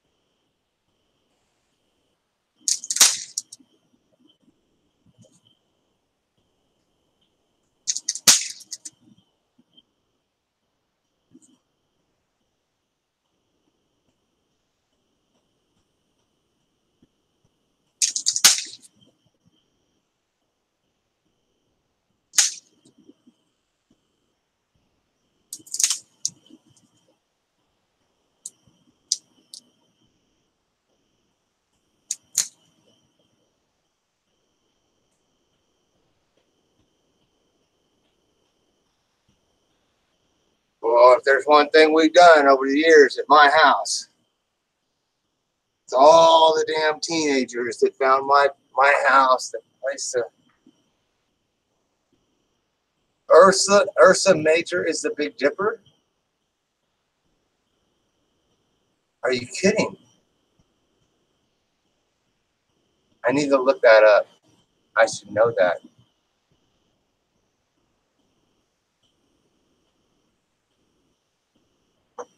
But I'm about 50 feet, maybe 35 feet. Walk that way, 35 feet. I can look up and see. I can see the Big Dipper.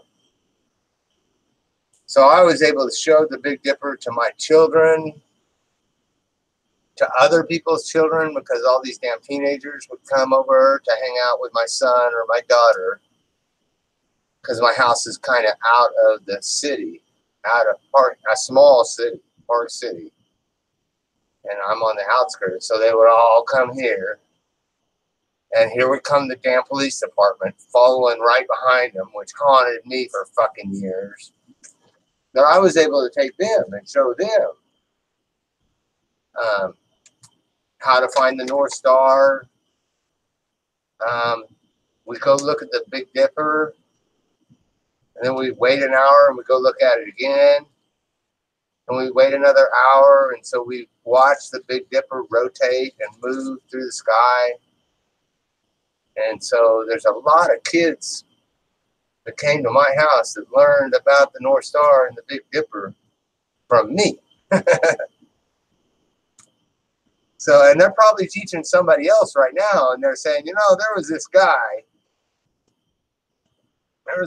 named Theron, and Tiffany's dad, we used to go to his house, and he used to show us these stars. I'll take you out and show you the same stars. And they know those stars because of me. But I know those stars because of a couple of good scout leaders from being a Boy Scout. So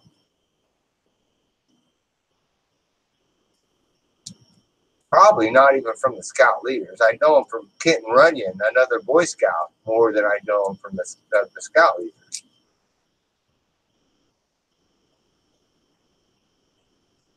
When you go to Boy Scout camp, you can see stars in the sky. Nice and plain and clear.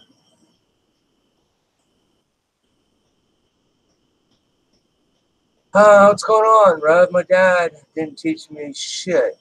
Well, I know, Rub, man. That's what I'm saying about Raylan's dad. I've had to fill in for fucking Raylan's dad because he just ain't fucking there. It happens, man. And when you look at a guy like me, my dad might have been there too much. Because my dad wanted to just take over my life and rule my life and decide every damn move I was going to make. I don't know. It's tough growing up.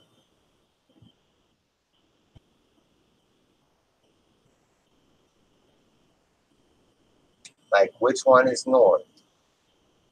Yeah, if you look at the Big Dipper, the Big Dipper has a handle, and then it goes into the pot, right? So that handle comes over, and then it's one down to this corner of the pot, one over to that corner of the pot, and then one back up to the top of the pot. Between those last two stars, if you take that measurement and do it 1, 2, 3, 4, 5 in that straight direction, 1, 2, 3, 4, 5, that'll lead you to Polaris. Polaris, the North Star. And so you can be right out in the middle of nowhere and still know by looking up and finding Polaris which way is north. So if you're south of town, drive accordingly. If you're north of town, drive accordingly. And the next thing I taught my kids to look for If you're out in the middle of the country and you're trying to find home, well, this is Wichita, Kansas, all right? So Wichita, Kansas lets off a big glowing area. It lights up an area. So you get out of your car and you look around and you see this big glowing light. That's a city. Drive towards that.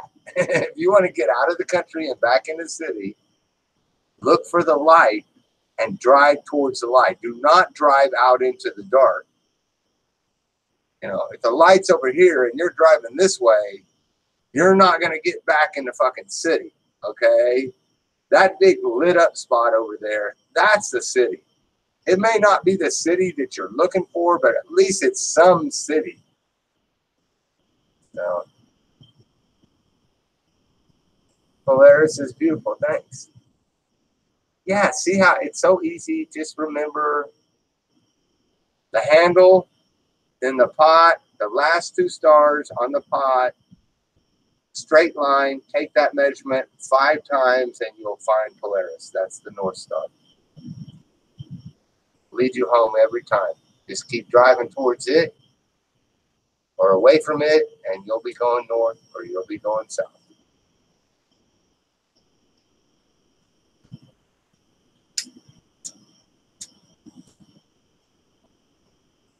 I used to actually know. I used to actually know about the Little Dipper too and how to find it.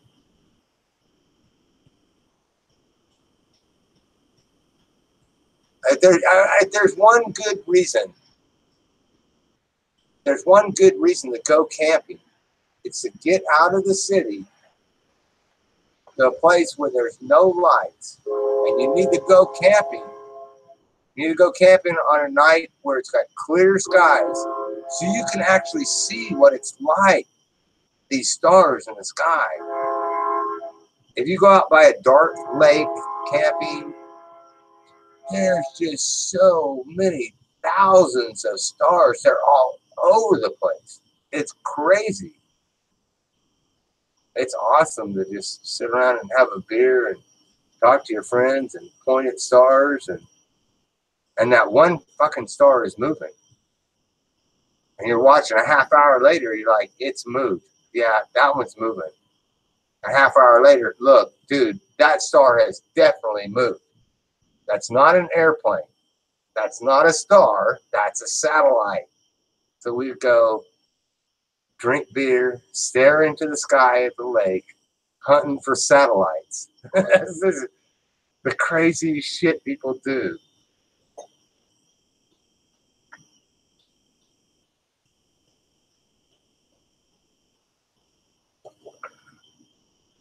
Banjos. Sorry, banjos. Who's banjo? Man, I wish I could play a banjo. I wish I could play some. I don't know. I should probably get back in and learn to play music once. It looks like it's a tip of the handle of the Little Dipper. Now, I don't know. Shooting stars. I seen one the other night. Yeah. And if you're out there sitting just staring at the stars, you know, at the lake, whether you're in a campsite, you're in an RV, you're in a cabin, whatever, if you drink a 6-pack of beer, you're probably going to see a shooting star that night. I just seen one the other night. I was like, wow, that was a badass one.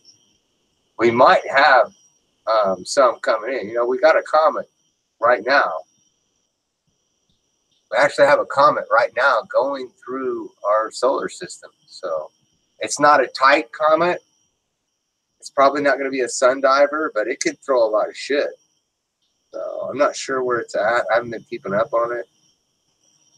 Normally, I keep up on every comet that comes through our solar system. I just dig the shit out of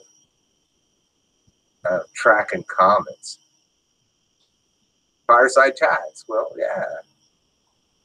Actually, the first time I ever came on YouTube, was a fireside chat. Well, not the first time. That was the third time. I did 2 videos on YouTube. They're still on YouTube. They'll be 11 years old in November. I did them, and then I didn't do any videos for about a year or so.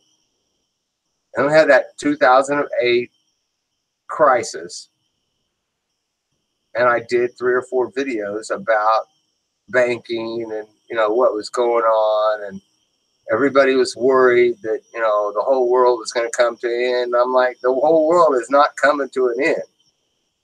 I can go out and drive in the country. I can see the wheat fields. I can see the corn fields. I can drive to the feedlot where all the cows are. The world is not coming to an end, folks. These things are not going to disappear. And those 3 videos that I did that were sitting. I got a wood burning stove in the back room.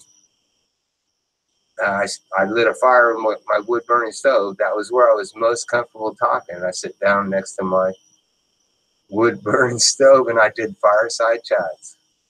So, and we've done a lot over the years. I've lived in this house since 1988. So over those 30 years, there's been a lot of fireside chats go on this front porch. Some of them with my wife. We got divorced.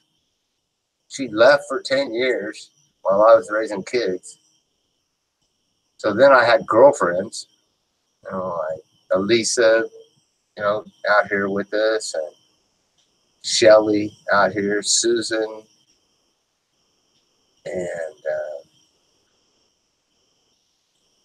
and always this same old thing that's burning behind me right now. So I'm thinking I'm just gonna. I know I'm not tending it very much tonight. I'm just gonna put this other big fucking log on it. I just put. I don't know if you guys can even see it because I can't see anything but the chat bar. Where's my mouse? My mouse is on the porch swing, which is up here where you guys are at.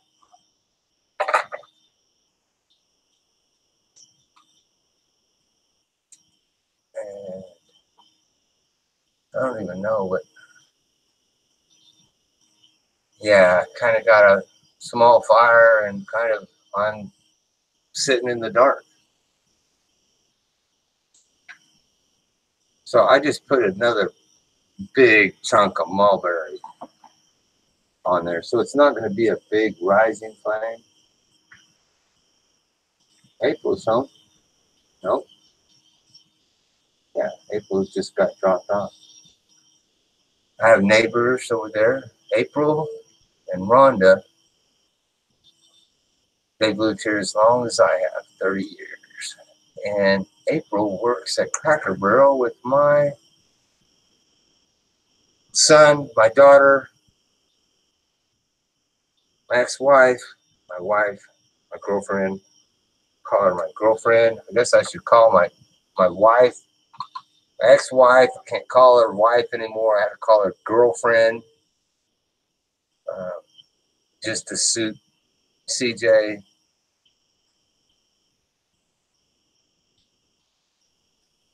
Fireworks and these floating through the effect more than just us. But no end times. Like no end times. That is one. Fireworks is one thing I can do here in Wichita. This is Wichita, Kansas, but I don't actually live in Wichita, Kansas. I'm on the outskirts in a small town right on the outside, and we can shoot real fireworks here. Probably, I wouldn't be surprised if next year we be shooting them at my house because they're getting strict in the city.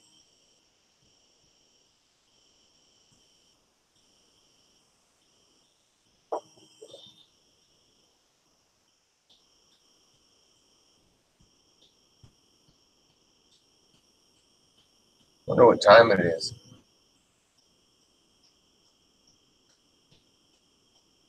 I know I'm down. It looks like I'm down to 8 or 9 viewers, 8 viewers. I'm not very popular. But nobody is these days. I mean, I go to a lot of people's house. But Dave, man. Went over to watch Dave this morning, and he was talking about fishing, and there's 48 people watching him talk about fishing. And I was one of them, so I don't blame anybody. I'm like, man, how does that dude pull 48 viewers, and he's just talking about fishing?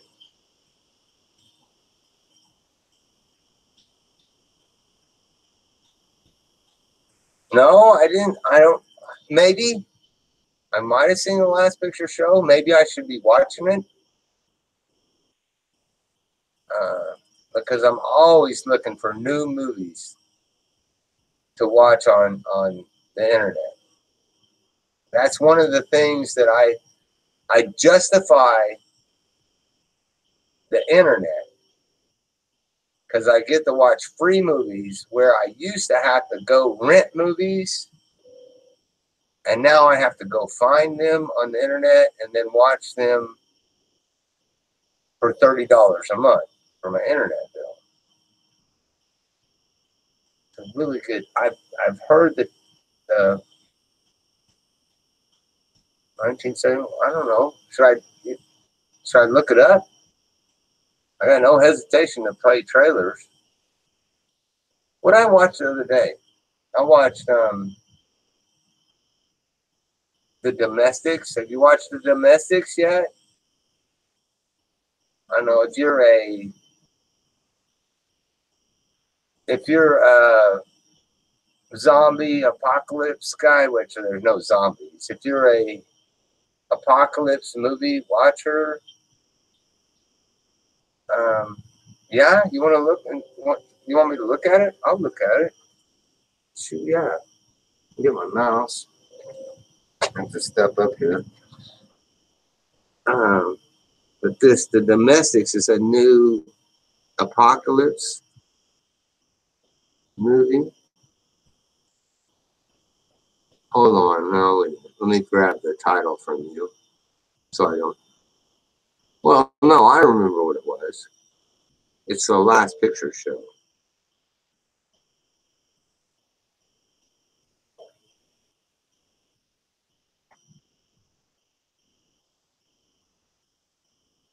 Where's my house? My old Toyota. Man, that Toyota is badass.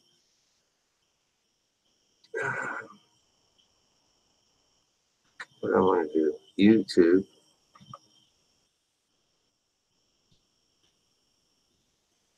Rain. Oh, right. I got rain. Rain. It's sprinkling. Nice.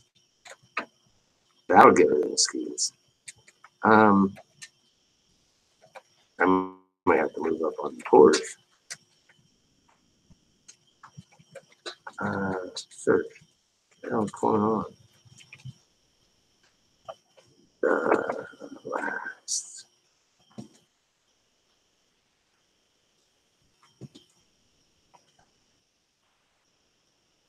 I think that almost every free movie that's on YouTube, I've watched it. Okay. Can I find it? Last Picture Show. It's on here for $2.99.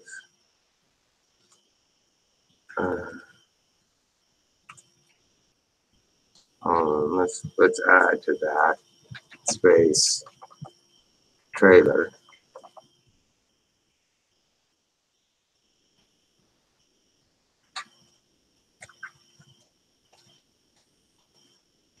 "1971, critically acclaimed picture, controversial.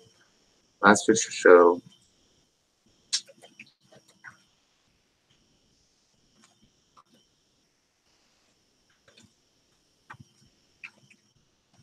Do I want to pay the $2.99 to watch it? Maybe. I might. Actually, I'll go off of YouTube and I'll find it for free somewhere. Why is it not playing? volume.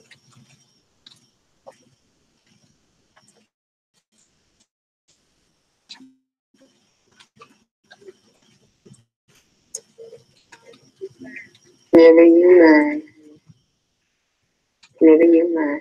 Youth is fleeting. It's a time of discovery and exploration, but also of disappointment and loss. This bittersweet perspective is familiar from many novels and movies that tell coming-of-age stories. But The Last Picture Show, directed by Peter Bogdanovich, connects these feelings to a particular moment in history and the gradual disappearance of the way of life. Nobody wants to come to shows.